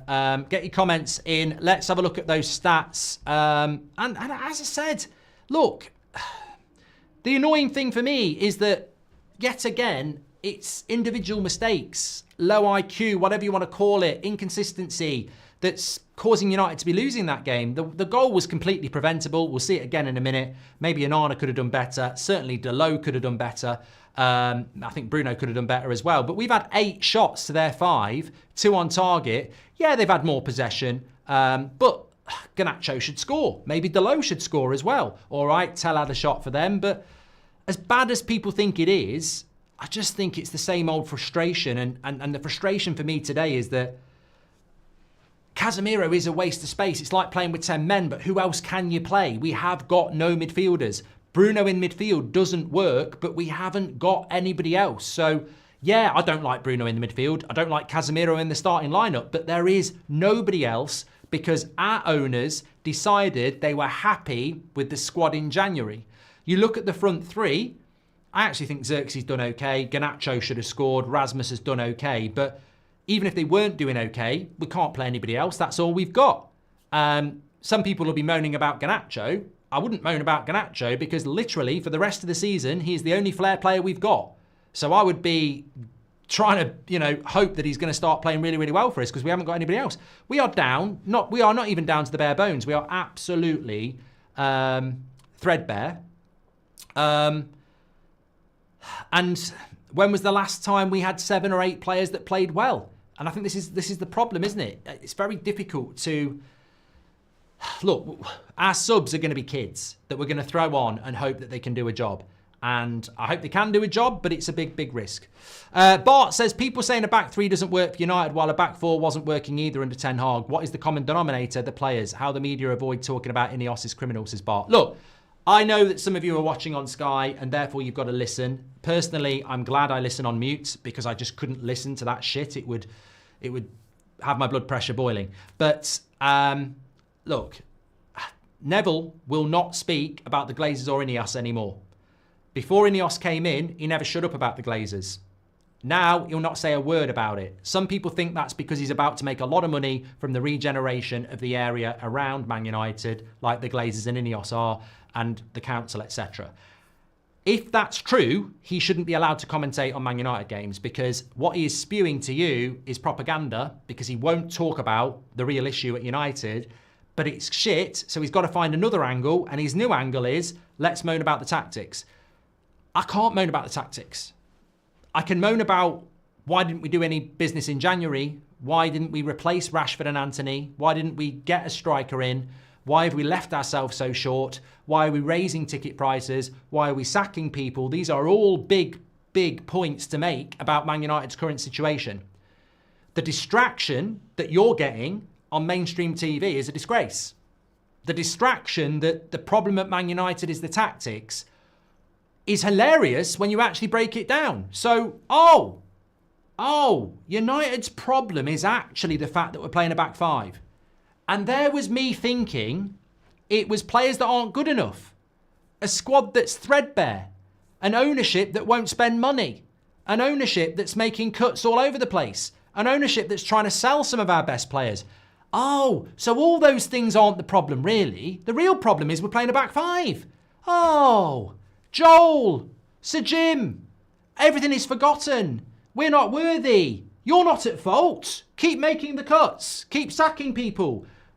Keep raising the ticket prices. Don't buy players in the January window when we're desperate. It's not your fault. It's actually the back five. It's a back five. That's the problem. Knock Old Trafford down. Yeah, it's the back five. And this is what I mean. This is the distraction you get from morons on social media, in the mainstream media, who are distracting you on purpose because potentially they're on the payroll. It's in their benefit that Ineos don't get criticised because they might be potentially working with them. So be careful what you listen to, because tactically, I said this before a ball had been kicked, even if we'd won 3-0, even if we're winning 3-0, tactically, it's irrelevant. We have got no players on the bench that are really capable of making a difference. We've got players in the starting 11 that shouldn't be anywhere near the team. Casemiro, for example, Bruno in the midfield. And people are talking about tactics. Like, mate, you can't polish a turd. Maybe we're never going to play like Liverpool without players like Liverpool. So I actually think going away to Spurs with an injury crisis, playing a back five probably wouldn't have been a bad idea if we didn't even play a back five. Ollie did this at Spurs years ago. Towards the end, he played a back five because the one area of the pitch where we haven't got an injury crisis is centre back. We've actually got quite a lot of defenders. We can't play 4-3-3 when we've only got one winger and we've got no midfielders. So, you know what I mean?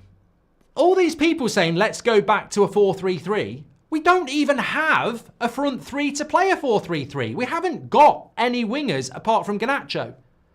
We've got Xerxes and Rasmus, who are central players. So you're better off playing the system we've got because that utilises central players.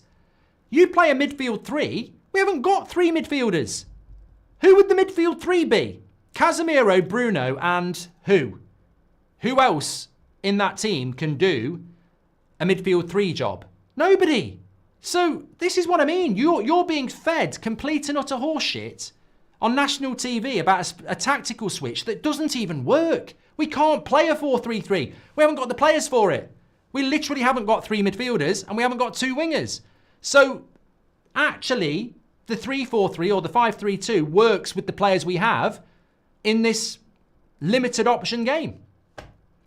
But that's what I mean. You've got somebody sat on national TV talking to you out their arse. Literally out of their arse. It's not even thought it through. Regardless how bad the players are, it's up to the manager where they are on the pitch. Amorim hasn't got a clue. So much space in the midfield, says Kian. Kian, I don't know whether you're trolling, but what is he supposed to do in that midfield? He never picks Casemiro.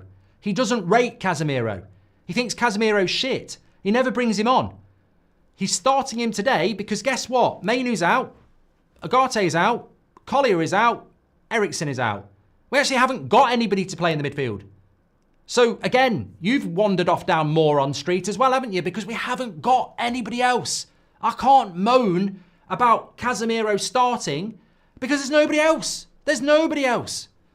The miss from Garnacho is nothing other than arrogance, zero concentration, says Marlowe. Our standards have dropped so low. Our best players now, we try and say are the next superstars, would be scrappy subs on a respectable side, says Broy. Neville going on about the midfield being wrong constantly winds me up. He wants to ignore the fact that we have no one else. Exactly, Alex. Look, Casemiro is like playing with 10 men. Bruno in the midfield is absolutely shit. But I honestly can't moan about it because if I'm in that situation, what am I going to do? Pick Coney and Morehouse, who've never played a minute of football for Man United before? It's hard, isn't it? No team can thrive while the club itself is rotten, says Fraw. I would sub Casemiro for Yoro. Yoro's not on the bench, mate, Landon. So that's another option you can't do. I mean, maybe you could sub Casemiro for Lindelof. He has played in the midfield before. Bring back Pogba, says CK. Get Delo swapped with Mazraoui ASAP. Is an absolute awful defender, says Caleb. I really don't like our team. I have no emotional connection to any of them. Miss the good old days, says Kizza. Why not put faith in your youth, says Vulve. Because they're teenagers who've never played before, mate, and we're losing 1-0 at Spurs. This is not the situation to be throwing young kids in. It's you need a miracle. Like, it's very, very difficult to throw them into that, and I'd be dead against it. I think it's going to happen, but I'd be very dead against it. It's hard. Why is Delo not trying to send balls into the box, and how are we trying to play out from the back when the midfield is so far away, says Mud. Neville criticising the system all the time, acting like he's Pep when his managerial career was horrendous, says VX.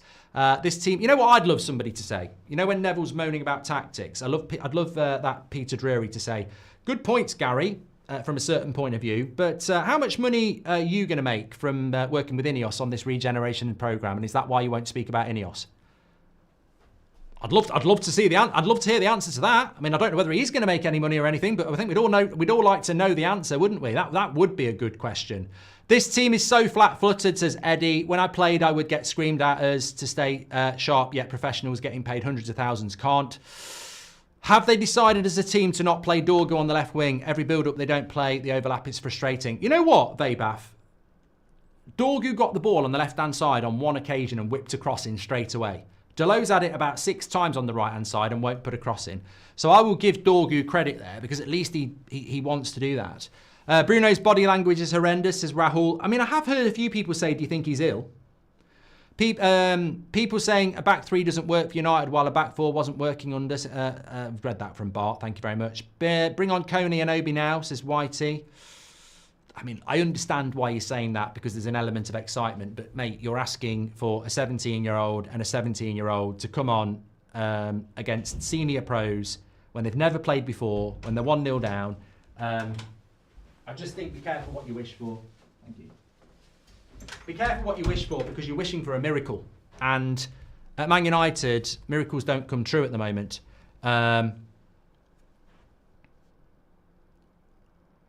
Shane says, Neville said that the centre midfielders are way too far apart, which is a fair point. Bruno is not helping Casemiro at all. Play Bruno at 10 or not at all. But Shane, you've fallen into the trap. You're acting like we have got another number 6 that can play with Casemiro. We haven't got anybody else. We haven't, mate. You're basically asking to play a teenager who's never played before instead of Bruno in the midfield. I mean, I would do what Amorim's done in that situation. Gary Sakia says it all, says Viking. It doesn't matter what the system is, the individual quality is miles off, says James. Thank you very much, James. Thank you very much. Scotty J says, I'd give my left bollock to have a tactical debate with the genius that is Gary Neville. I'd give my left bollock to watch it, Scotty. I think we all would. I mean, gone are the days where I give a shit whether I do it. I just love somebody to do it. I think that when it comes to ex-players, I was out with Will from the podcast on Thursday night, and we were talking about that clip of Paul Scholes writing off Yoro and Martinez and everything like that. And I was saying, you know, ex-players are legends because of what they did on the pitch. Have you noticed how in the modern day, most of them get sat down and ridiculed every single day for their football opinions? And I think there's a change in football, really, whereby these ex-players get these massive platforms to talk, and their takes are so bad, and they're consistently getting ridiculed day after day. I mean, I thought it was sad to see Paul Scholes basically in a debate with fans getting sat down, because he's one of the greatest players I've seen England produce. But then the head kicks in and goes, well, he's a legend and he will always be a legend for me for what he did on the pitch. But his opinions are clearly no better than that fan who is talking to him. In fact, it's worse.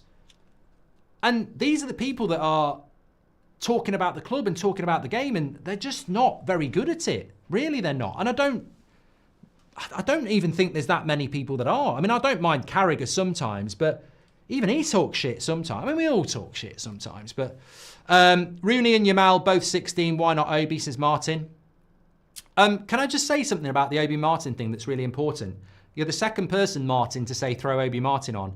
What in that first 45 minutes makes you think he's going to make a difference? I mean, the last time I checked, 0 service to Rasmus again. 1 long ball where he did quite well from Maguire. So you're chucking on a 17-year-old and expecting a miracle from a 17-year-old and also service that's not there. Like, yeah. The problem with Neville is that he is not that he talks nonsense on TV. It's that he also said that Glinios and they will think Amorim is at fault, says Red Devil Germany. Is that the Liverpool Cup that I donated to the United Stand last week, Mark? It's not a Liverpool Cup. Howder. Netflix and Chilwell says, I think Casemiro is a ticking time bomb, says Netflix. I mean, look, said it before the game. He's a liability. He's still on the pitch. So we've not brought him off. And I remember, who was the manager when it happened with Fred? There was a game where Fred was on a yellow card and everybody in the chat was saying, he's a bloody liability, he's going to get sent off. And we didn't do it. We didn't take him off and he got sent off. And I think Casemiro on this pitch, I mean, look, do you remember against Coventry in the FA Cup final when he just walked up and passed it at the goalkeeper? You remember against Burnley at home when we were winning and he just heads it to Onana and gives a penalty up? Like, the guy is a ticking time bomb, and to such extent, he's either really, really bad or he doesn't give a shit. I wouldn't have him on the pitch. But that worries me, what Amorim knows about Morehouse and Coney, etc., or even Lindelof as a holding midfielder. He'd still rather have Casemiro on the pitch. So that just shows you how concerned Amorim is about Casemiro replacements, that he'd rather keep Casemiro on. And this is a player that he won't use normally. He won't bring him off the bench. He won't start him. So it's worrying that he'd rather risk Casemiro on a yellow card in this second half than make a change. And it might be something that bites him in the arse, because I think we're all thinking it. Xerxes done well, MF. I quite like Xerxes. I'd like to see us get the ball up front a little bit more, but we're a mid-table team at best. Should have got Qatar, says Callum. Xerxes been good, says Madaf. I think Xerxes, as many people have said, works a lot better behind the striker. I think as the last man, he's not really about running around, sprinting and physicality. He's a technical player, isn't he? And ball into the feet player. That's what you want to see. That's a foul. We'll have that. Cameron, thank you very much for your super chat. Cheeto might be the miracle we need, Mark, says YT. Xerxes been United's best player, says Cinema Dunk. Gary Neville is in with the council as well, Labour, and he's helping Ineos get funding. He can't mess that up, says Dazzo. Well, he shouldn't be on Sky Sports talking about Man United then, should he? I mean, does any Man United fan want a commentator who is in with Ineos? Mind-boggling, says Lord McFred. Why not adjust to a 3-5-2, put another body in the midfield? Amorim has to show some tactical flexibility, says Nathan. The Attic Radio says Neville should not commentate when Man United play. Also shouldn't reference anything about Man United. He has vested interests and investments. Landon says, just to play devil's advocate, could the kids be as bad as Casemiro right now? Well, that's the question, Landon. That's the question, isn't it? Would you rather risk a kid or risk Casemiro on a yellow? Momo says, our fans disrespected Xerxes.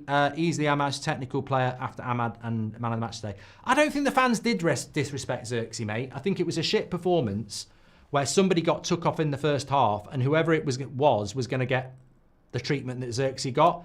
It was more a frustration at the performance than Xerxes. What's Bruno doing there, for fuck's sake? What was that pass there? Fucking hell, he's playing awful. I think he has been on the night nurse.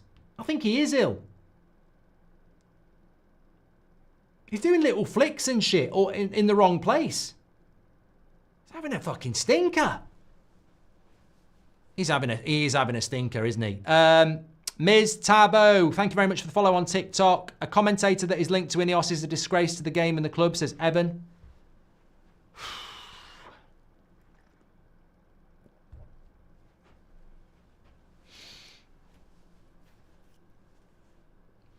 Someone in the chat has just said Gary Radcliffe should shut up. Gary Radcliffe. It's actually a bit obvious, but I still like it. Now that Rashford is gone, your agenda is against Casemiro. What happened to supporting our players, says Zigzag? Didn't have an agenda against Rashford, mate. Actually, completely the opposite. So don't know what channel you think this is, but didn't have a Rashford agenda at all. And I don't think anybody actually thought Rashford was the problem. Because I think most people who is a United fan know that there's no such thing as one problem. It's numerous problems. Injuries aside, where's the fight? Where's the identity? Love the show, Mark, says Dinnan. What's the solution here? Better recruitment or patience? I think the solution is about £500 million of investment in the playing squad yesterday. And even that might not be enough. We need to buy in better players. Yeah. I don't think he's going to be able to turn this team into anything special because this team is exactly where it should be. We are where we should be. Like, Spurs are not a very good team and we're losing 1-0. Like, we are where we should be. Got Everton next week. I'd say that they might be Neville out, says Tristan. I'd say Everton will probably beat us next week at Goodison. But you know, at the start of this second half, I've lost count already of the amount of easy, basic, misplaced passes. And this is what I mean about tactics. You can talk about tactics and you can talk about formation, completely irrelevant when 5 or 6 players are misplacing simple headers and passes. You can't build anything from that. Can we realistically hope for a turnaround in Bruno's form under Amorim's by next season? If not, what's the best alternate scenario? Look, Bruno for me is not a midfielder. So I don't really want to judge Bruno until he's back playing as a number 10. But that's not offside. Didn't the contract with the Glazers have a clause that Ineos can't say anything bad about them? Could have the same with Neville, says Jeet. Yeah, well, he shouldn't be on this bloody telly then, should he?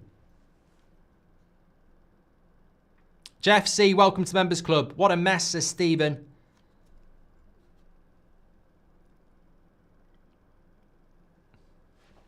Oh, dear.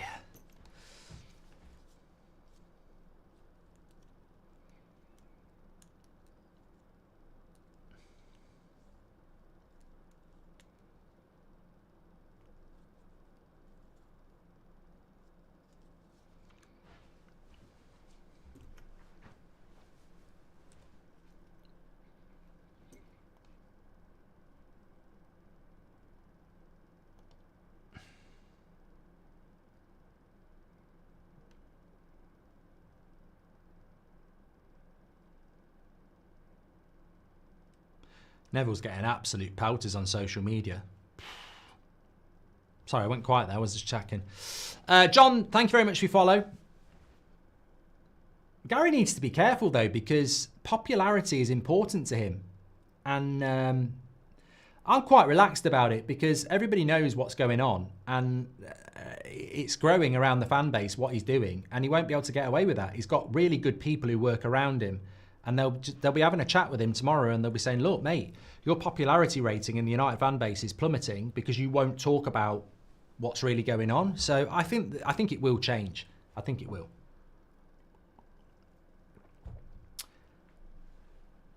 I used to respect Neville, but he can't be fully honest these days, says Cinema Drunk. Tony Cox says the team looks so bad. Surely the young guns couldn't look this bad. Well, you'll find out in a minute. We are going to see some subs. Defence has been okay. Spurs give away leads for fun, says Mark. I still think we can get back into this game if we cut the mistakes out. Well done, Spence. Oh, bloody hell. I'll tell you what, Spence sent Mazraoui back to Bayern then.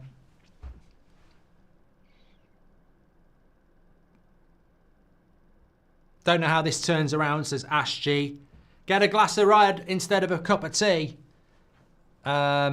says David. Dorgu's keeping Kulusevski quiet. I like that. Mate, I think down that left-hand side, Dorgu and De Ligt have done all right. I think Xerxes done okay. I don't think Rasmus has been terrible. The underperforming players for me, Bruno, Casemiro, Delot, Garnacho. Maguire's been okay. Mazraoui's been up and down. That's an offside, surely, for Delot. He's offside. He's gone too soon. And he doesn't pass anyway. Trying to exploit that Spurs high line. You don't need to go that early. You really don't. He's not offside there, is he? Yeah, he probably was. Angle's not great. You don't actually need to go that early there. Keep up the good work, Mark. We need to cut out the mistakes. Also, stop the Hollywood pass, says Ashley. Thanks, Ali. Ashley. Fans were crying for this Garnacho to stay, says Mike. Mate, look, I expected this today. Dan says Garnacho's having a bad game. You've really exposed yourself, Mike, saying, you know, fans were moaning about us getting rid of Garnacho. Mate, if we'd got rid of Garnacho, we'd have no winger in the entire squad. So whatever you think about the player, he is our only winger. So I don't even know why you'd be moaning. Whether you think he's good enough or not, he's literally our only fit winger now, and we don't really have any wingers in the youth. So the criticism of Garnacho has to be the definition of toxicity, because it's the only player we've got. Now, if you're not happy about that, you shouldn't be moaning about Garnacho. You should be moaning about Ineos, because they were the people who wanted to sell him. And they're the people that didn't replace Rashford or Anthony. So if you don't like Garnacho being our only winger, then that's because... Oh, he nearly fucking scored then. That's because they didn't replace people. So I don't understand the Garnacho dislike. I like the player, of course, but even if you don't like him, why is it he's our only winger? Come on, United. We're getting a bit closer here. Xerxes.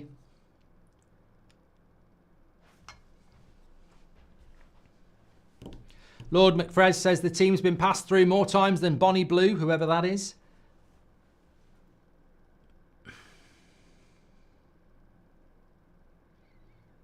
Nice ball by Delit. Oh, it's gone over Bruno.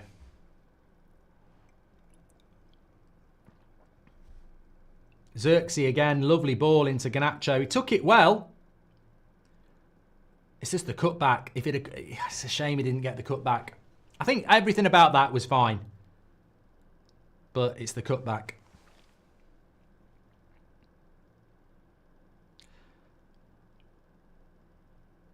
Why won't they give it to Dorgoose's Cumber? We're not going down the left-hand side much at all. Maybe it's because he's a new player. I don't know.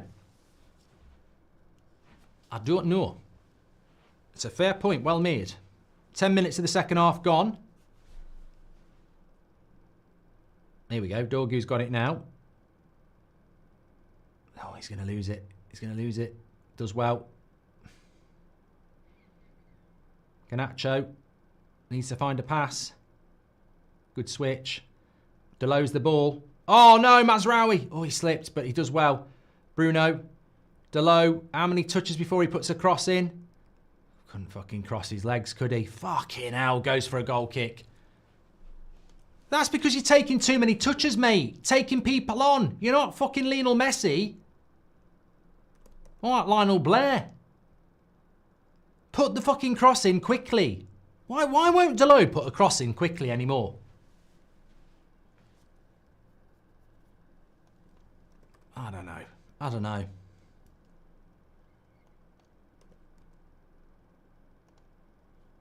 Now is the time where you'd be thinking about substitutes, to be honest with you. But like, what? Every time he looks behind, he's going to look and go, he's never played before. He's never played before. He's never played before. He's never played before.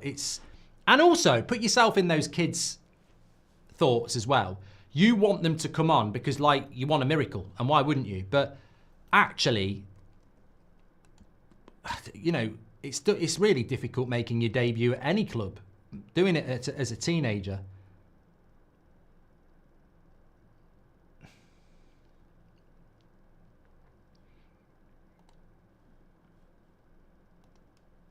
Here's Delo again. Too many touches. Just put a bloody cross in. Like Bruno. Oh, good cross. Garnacho. Oh, Xerxes going to be offside. He can't go for it. Oh, good save by Vicario. Good shot by Garnacho. Getting a little bit closer. I feel like we're getting closer here. I still believe it is Spurs at the end of the day, says Chill.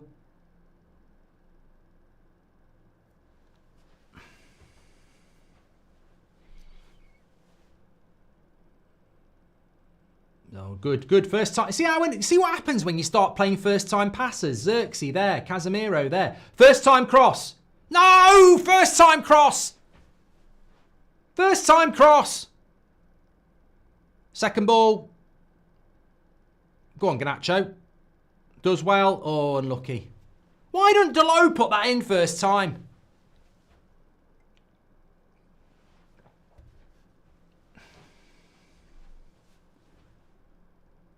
Xerxes would have been offside for Garnacho. He can't do anything.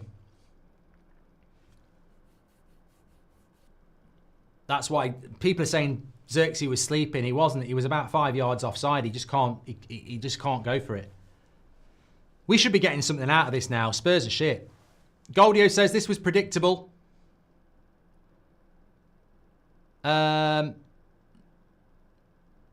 Hooky says you loved Gary Neville as a player, but now you don't. That's out of order. Mate, I don't. I'm impartial about Gary Neville, the person. I'm just saying, like, United are more important to me than any ex-player and what I think of them. And I just think the club's in a mess, and certain people have very big platforms to help us. And if they're not helping us, you've got to ask why.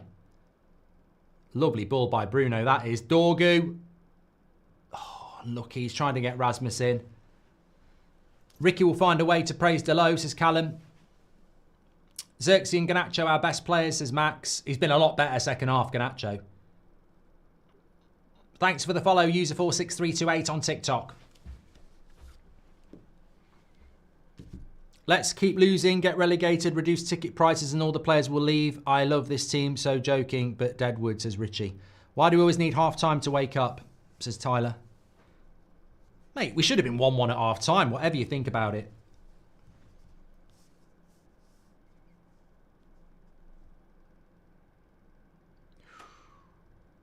Corner, Tell. Why are we not marking up there? I don't feel like posting anything today.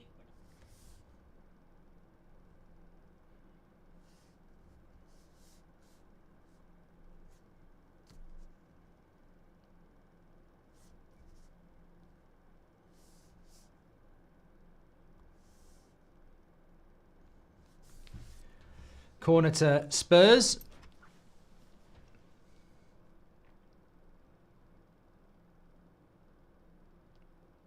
Thanks for the follow, Dom. Spurs with a short corner. Maddison. Oh, stick with him. Good defending. Son, get tighter. Get tighter! Bloody hell. Why don't we get tight in the box? You know when you're watching any other team, if that was Everton there, they'd be on Son, tight. Ryan Lord says it's 60 minutes. They don't want to be subbed by kids and the kids will play better than us. So let's play better now. Typical Man United player, says Ryan. Well, I hope you're right. Thank you very much for that super chat, Ryan. It's David, Kenzie, Aiden, Lewis. Thanks for your follows on TikTok. Sad as well. Ben. Another corner for Spurs. Back post. Get it out. Come on. Attack the second balls. So slow. Get rid of that. Second ball. Good block, Mazraoui. Fucking hell. We're allergic to the ball in the box.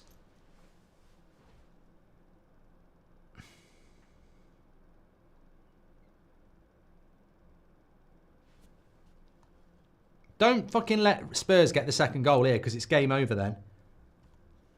Casemiro can't commit because he's on a yellow card. Son. Watch out for Porro. He's going to take you on, Bruno. Well, good defending De Ligt there. No, Bruno, get rid of it first time. Don't go across your goal.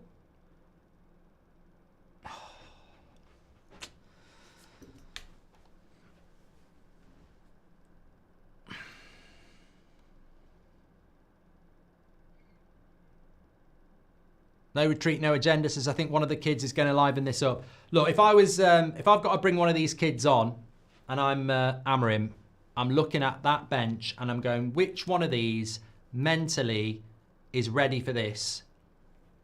It's a gamble, but which one do I think is capable? Because it's pot luck, isn't it? You just don't know how debutant teenagers are going to do in this sort of environment. Look at what Spurs are doing. They're taking off Maddison for Brandon, what's his name? Flowers. No, he's lead singer of the Killers. Brennan Johnson. And they're bringing on Sarr. You know, they're bringing on proper people. Casemiro's so slow, he'd miss the bus even if it was parked in front of him. Just sell him, says L. Eric's just gifted a membership. Tottenham scoring early and still having 67% possession in the first half is incredible, says Marlowe. Spending a Sunday watching Rasmus and Casemiro play football is depressing, says Estebanan. Mate, you got the rest of the season to watch it, mate.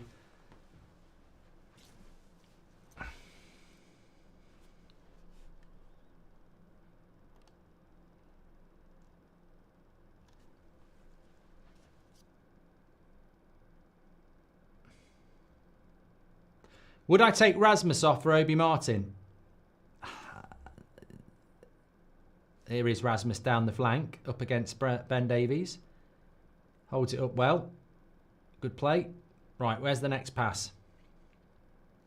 Oh, Casemiro! Fucking hell! That was so slow.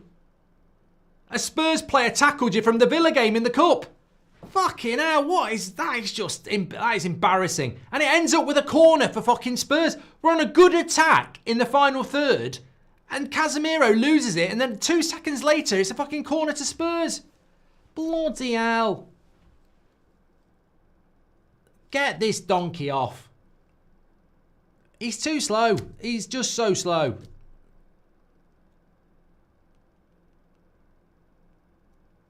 Pick him against Everton, he'll still be playing that pass.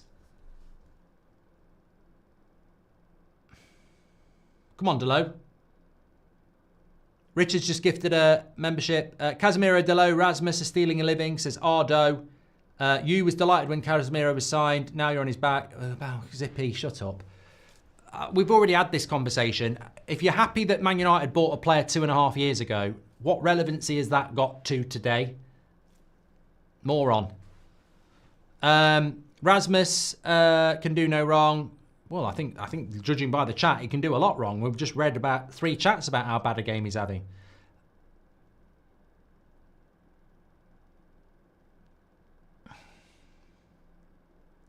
$65. He might not make any subs. Watford and Luke, thank you very much for your follows on TikTok. He might not make any subs. He might be like, I don't want to throw kids into this environment.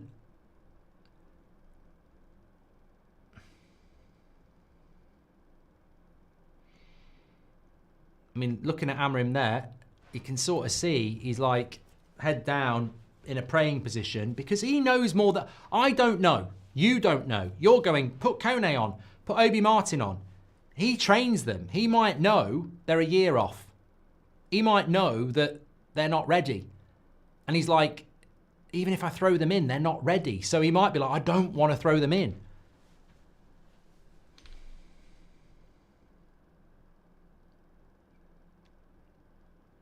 Lindelof for Casemiro, Kone for Bruno, says Sahil. You don't want to take Bruno off. Keep it in, Bruno. Keep it in. Just a long, aimless ball by Casemiro. Spurs have got the ball back.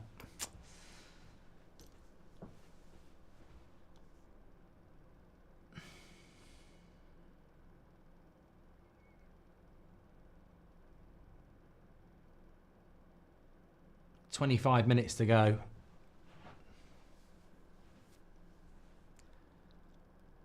How many games have we lost in the Premier League before today? Is it 11? We're easily going to lose over 15 games. It's easily going to be our lowest ever Premier League points total as well. We'll do well to get 50, and our lowest ever was 59 under Rania Canoli. 12, we've lost 12 already. Bloody hell. Do you think Amorim walking would get rid of the Glazers, says Dimitri? No, they'll bring Southgate in. We'll play Moyes ball, and people will go, oh, I don't mind this, and then we'll really be fucked. I think if you gave David Moyes the job, Man United would start getting better results. The football would be shit, but what people don't understand is it's not all about results. Like, David Moyes would get results with Liverpool. Like, his style of football is just not very good, but it will get you results. If you want shit football and a few results, then here we go. Oh, why did you leave it? Why didn't Xerxes just control that? We had an overlap. Game's getting very stretched. Kulusevski. Get up, get up, get up.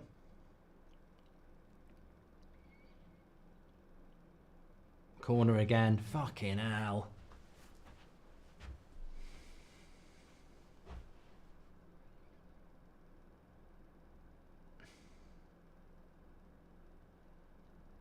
They look deflated, the players. It's nothing more than a training session for Tottenham, says Marlowe. Debt-ridden club, debt-ridden investors, says Bounty Hunter. I miss Ollie. At least it was Stig. I don't know what that's all about.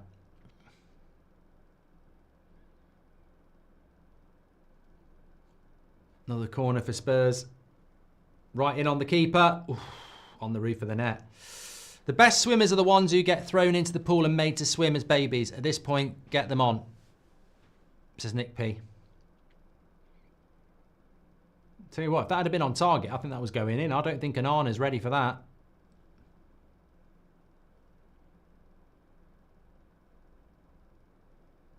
I can't see if anybody's warming up. So if anybody's seen or hearing anything, let me know. But I can't see because we're not looking at that side of the pitch. So I can't tell if any players are warming up. But 70 minutes.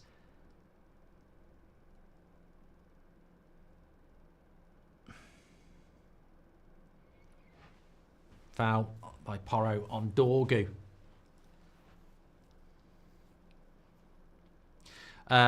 Orlif makes a good point. Throwing kids into this could shatter their confidence. Yeah, what if you brought a couple of youngsters on and the game goes to 4-0? You know? You can say it's not their fault, but... Oh, unlucky. Good ball by Xerxes, but good recovery pace by Danzo. It's the right ball. That's the sort of ball you want.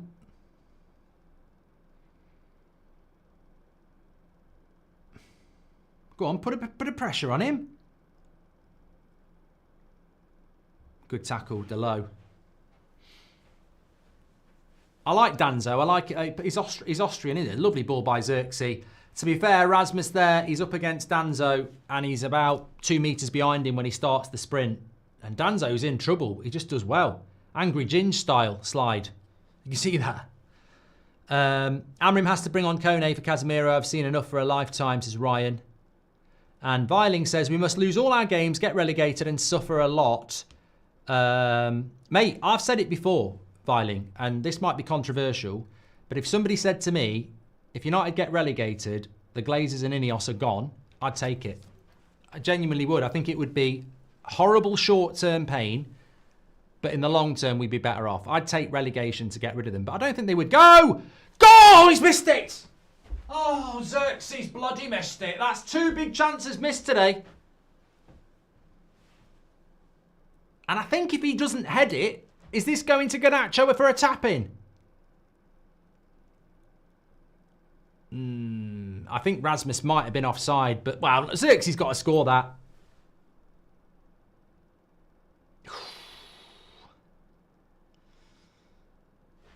I've had the chances.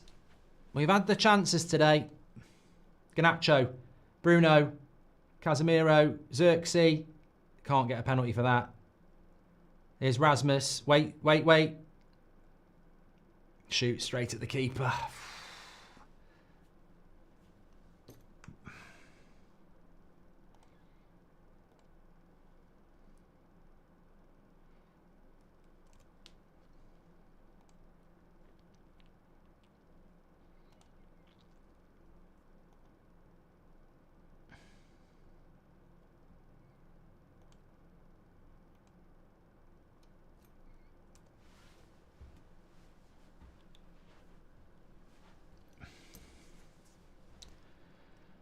Oh, dear me.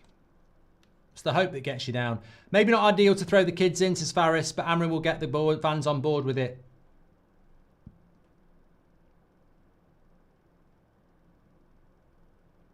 Xerxes into Dorgu. Still got it. Lovely ball out to Delo. Good ball by Casemiro. Here we go. Get the cross in, Delo. Bruno's going to hit that first time. Cross is good. Back post. Garnacho's there. Needs some support. Wins a corner. Xerxes, easily our most technically gifted player, says Alex. May not be ideal, done that from Faris. Everyone treats this club like they have a right to own it. The media and the owners as well as the ex-players. It's a privilege none of them deserve, says Gummy. Bring on the youngsters, not in a bad way, but African players are brought up in much rougher situations than we are, says Kerpel. And I'm convinced the board want to avoid Europa to save 25% on wages, says Kerpel. Gosh, what happened there?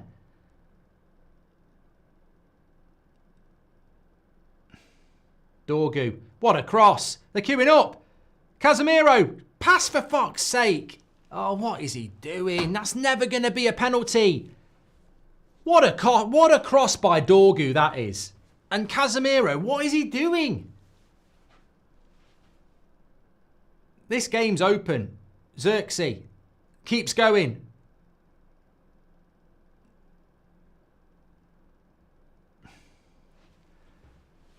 Come on, lads. The game's wide open here.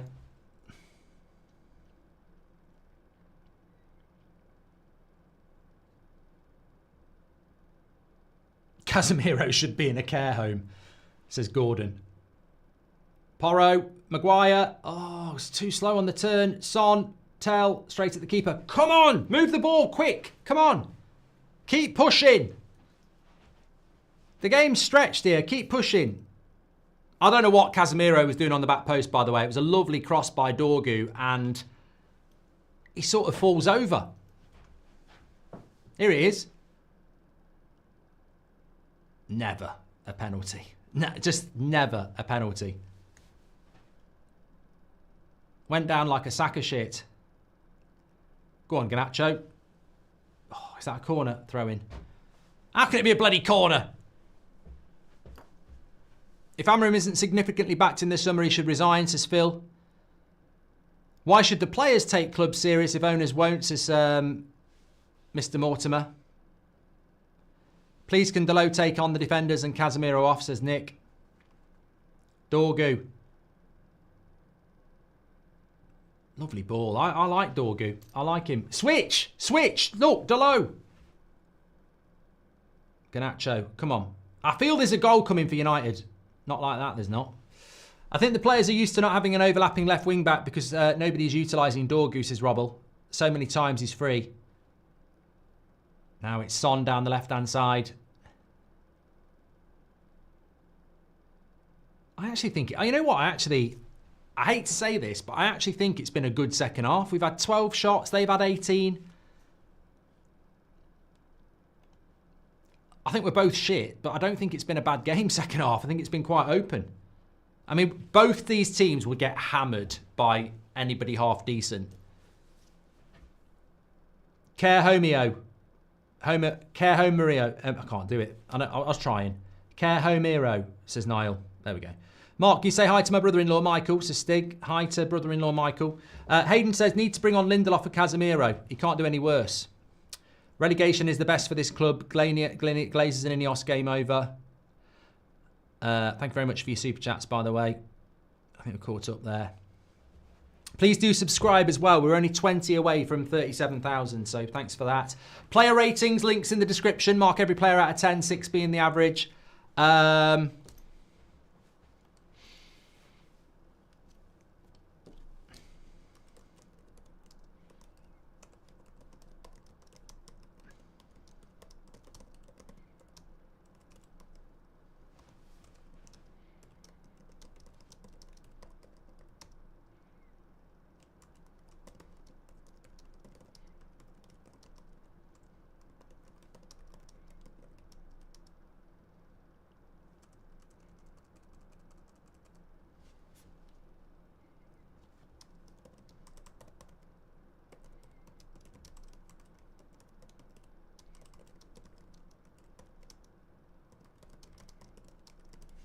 Yeah, I'm just posting on Twitter there. I mean, a lot of people saying get the youth on, and I understand why, because it's exciting, but we don't know whether these players are ready or not, and you've got to trust the manager on that.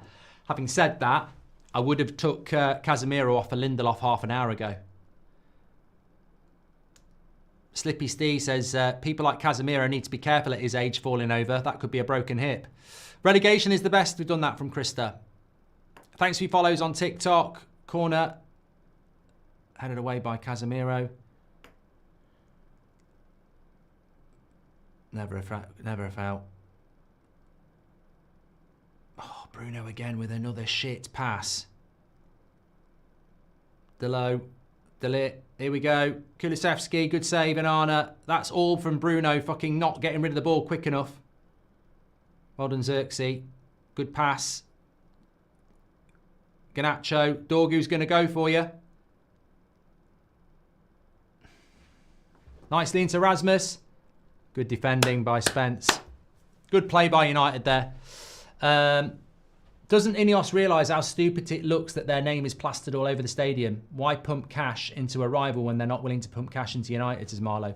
To be fair, the deal was done before they bought Man United, but my argument is you're paying like maybe 5 million a year to Spurs to have Ineos on the stadium. Why not do it to Man United? And then we could have got a fucking loan deal done. Can you shout out Teddy and Brady, says Mufasa. Corner United, straight in on the keeper. Oh, Vicario gets his hand in the way. Maguire was there. Delit. It's a good cross. Casemiro. No one's there. Edge of the box. Oh, slip. Still 10 minutes to go. I still sense there's a goal for United. Bruno. Too quick with the cross. This game is like Leicester versus Ipswich, says Cinema Drunk. Can you call Noah and Ezra Prats, please, says Scott and Becky. Thanks everyone who's tuning in. Yeah, Ben Davies should have been booked for that. 10 minutes to go. I tell you what, in a weird way, this is the best I've seen Man United play in ages. And I know Spurs are shit and I know we're shit, but at least it's been a bit bloody entertaining. I mean, we're deprived, aren't we? We're deprived of that. Just entertainment. It just shows you how deprived we are. Book Son for kicking the ball away.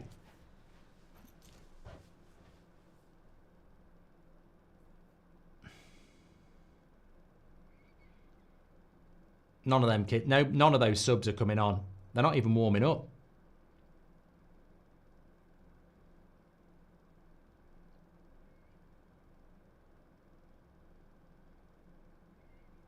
What the fuck was that by Bruno? Oh, dear me. They score from this. It's because of Bruno.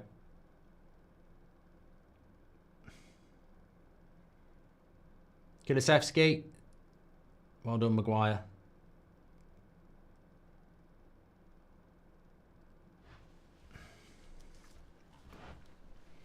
Harris says this Dorgu and Garnacho connection has promise. Rob Dobson says Casemiro dives on a yellow, low IQ. Yeah, Dorgu did just knee Porro in the head. Sorry, Brennan Johnson in the head.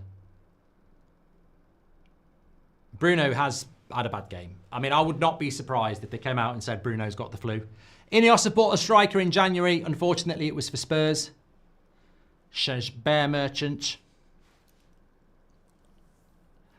Look, I just want to say, I've said this over the years, when we won the Europa League, enjoy it. We're in a really bad situation, but we have got a fantastic community, and I think you've certainly kept me entertained today.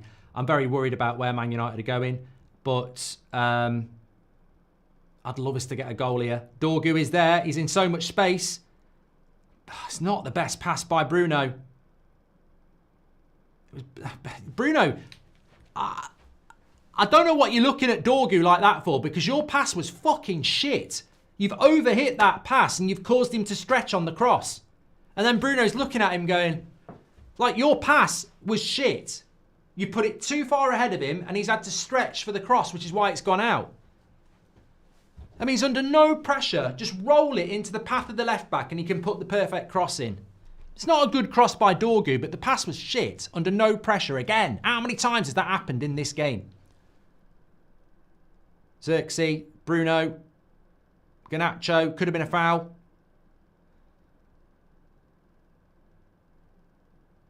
Xerxes! Oh, he's missed it completely. Fucking hell, mate.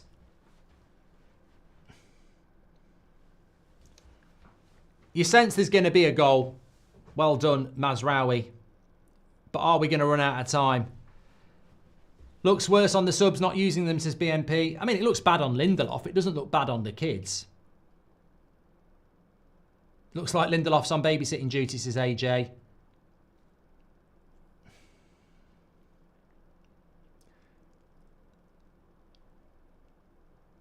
Here's Delo. Takes too long again. Fucking hell. I mean, mate.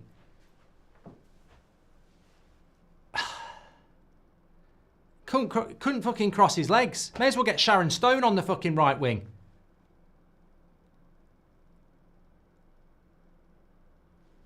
If you know, you know.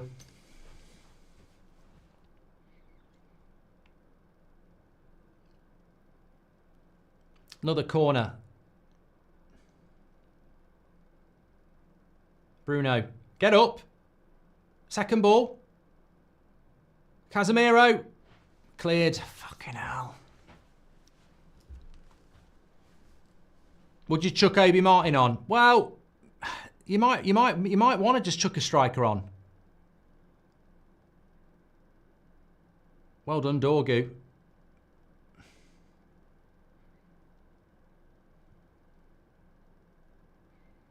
Here's Tell. Should we look free agents? Not sure who, says Joe. Well done, Garnacho. I mean, that's tracking back, isn't it? Here we go. Dorgu, brilliant on the left. I've been very impressed with Dorgu. Sorry, lost you for a sec. Was smashing my head against the door, says Ryan.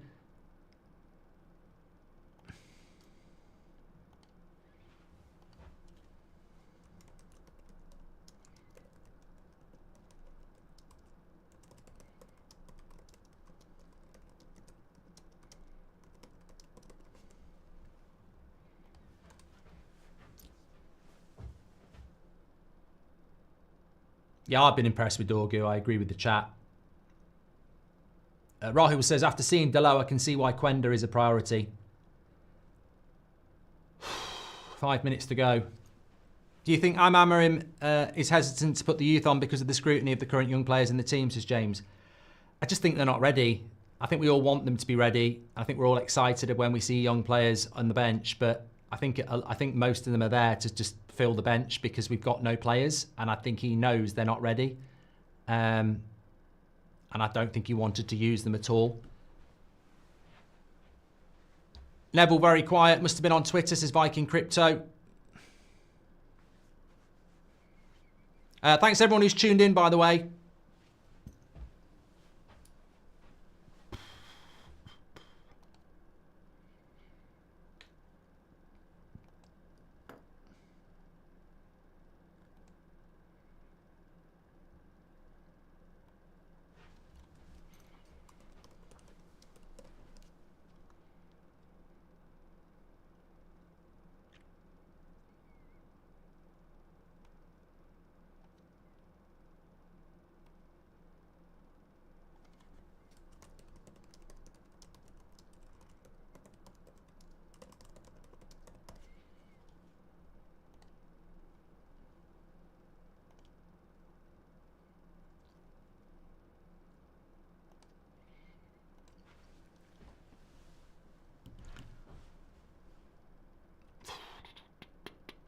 Please do subscribe, by the way. We're only 20 subscribers away from 37,000. Bottom right-hand corner. We're live straight after this game with my match reaction, where we're going to do the player ratings. Mark every player 10 out of 10, 6 being the average. And then we're back in Manchester for the fan forum afterwards as well. Live every morning at 10 o'clock too.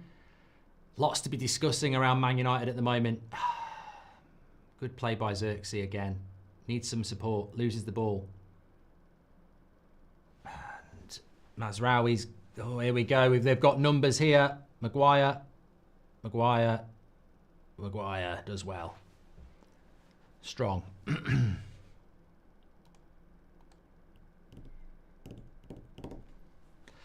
Might be running out of time now.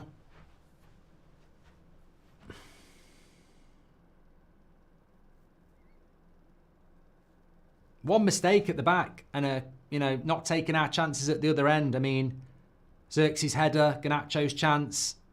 Another shit Hollywood ball by Bruno. Rasmus wins it back. Delo. Corner.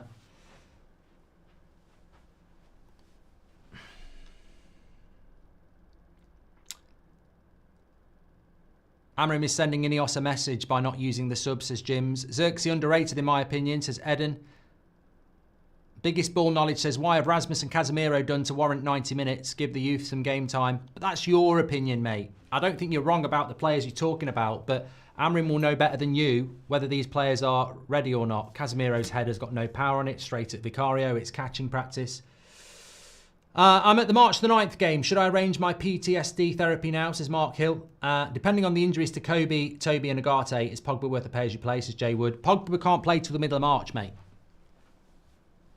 And then there's an international break. So Mainu's back at the start of April. So I don't think Agate, Collier and Mainu, etc. I think they'll all be back by the time Pogba was available.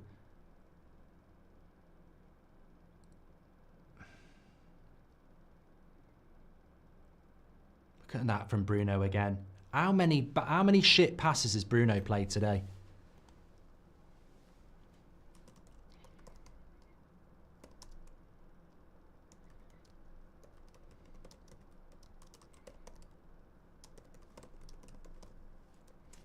You know what? This is what I mean. I'm almost convinced at full time, Statman Dave is going to put a tweet out saying that Bruno made 99% of his passes, made 99% of his tackles, and was the most creative player on the pitch. And this is what I mean about stats and the eye test. Because nobody can tell me that Bruno's not been bad today.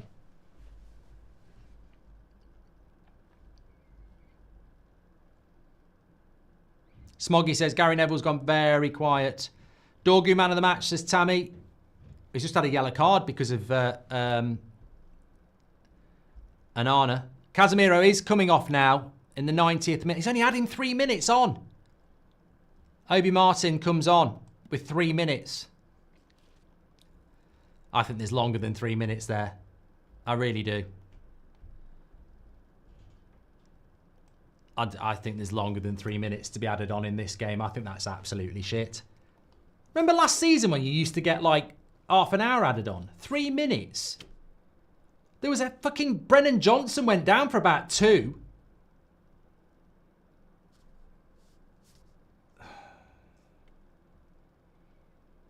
Might not matter anyway.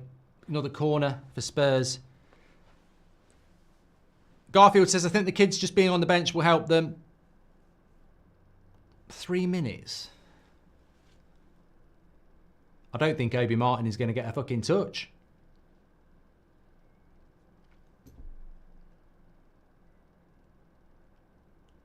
Show says, what's a Hollywood ball? Basically watch Bruno Fernandes. You know, like when he just boots the ball and tries to find a pass that's not on. That's a Hollywood pass. Oh, Bruno's just fucking thrown the ball to a Spurs player now. Oh, everyone's trying to do stupid things now. Just play a simple pass, for fuck's sake. What the fuck is that by Delo? Fucking hell, mate. Just play a simple pass. Why is everybody hitting stupid balls? There's another one as well from Xerxes. What the fuck are they doing? 3 in a row. Stupid passes. We've got a minute left. And we're fucking hitting balls like that. Marlo says, I'm not trusting Ineos' football knowledge. Do you think they will come to a point where they feel that they have to sack Amorim? They might do.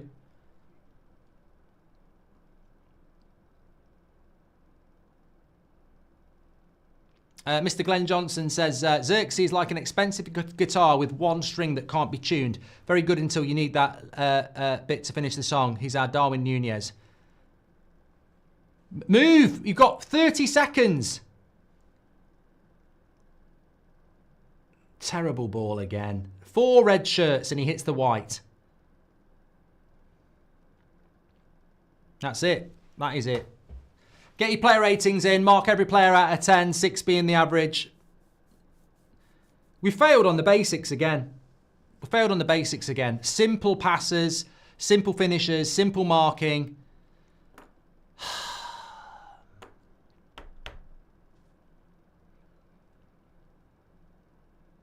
He's going to blow the whistle now.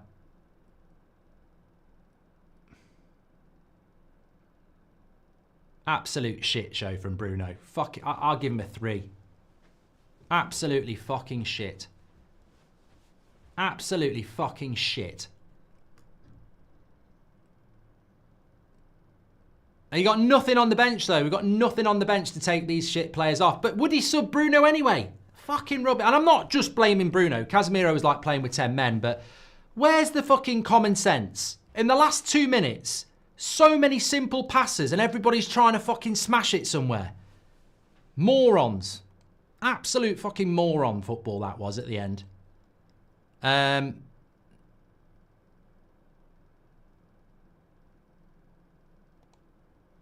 Yeah, well, look, do your player ratings. But that's another loss for Manchester United. And I'm worried about the pressure that is going to start forming on the manager now. But you know what I say? You know who I think's to blame? I said it before the game and I say it again. We can't make any subs. We haven't got anybody on the bench to bring on. So we play 11 players for 90 minutes in a Premier League game. And why haven't we got any subs? Because these prats in charge are killing the football club. Be very interested to see what Amorim says after the game, but fucking hell. Absolute fucking mess. Mark every player out of 10, 6 being the average, and I will see you over on the match reaction in a minute. I think. Well, I will, yeah. Have I... Just got to put the redirect on for you. There we go. Yeah, got a good title, actually. Might want to spam the live chat and every bit of... Yeah, the title of the match reaction, you might want to go on Twitter and Facebook and just post that now. In fact, I'm going to post it. See you in a minute.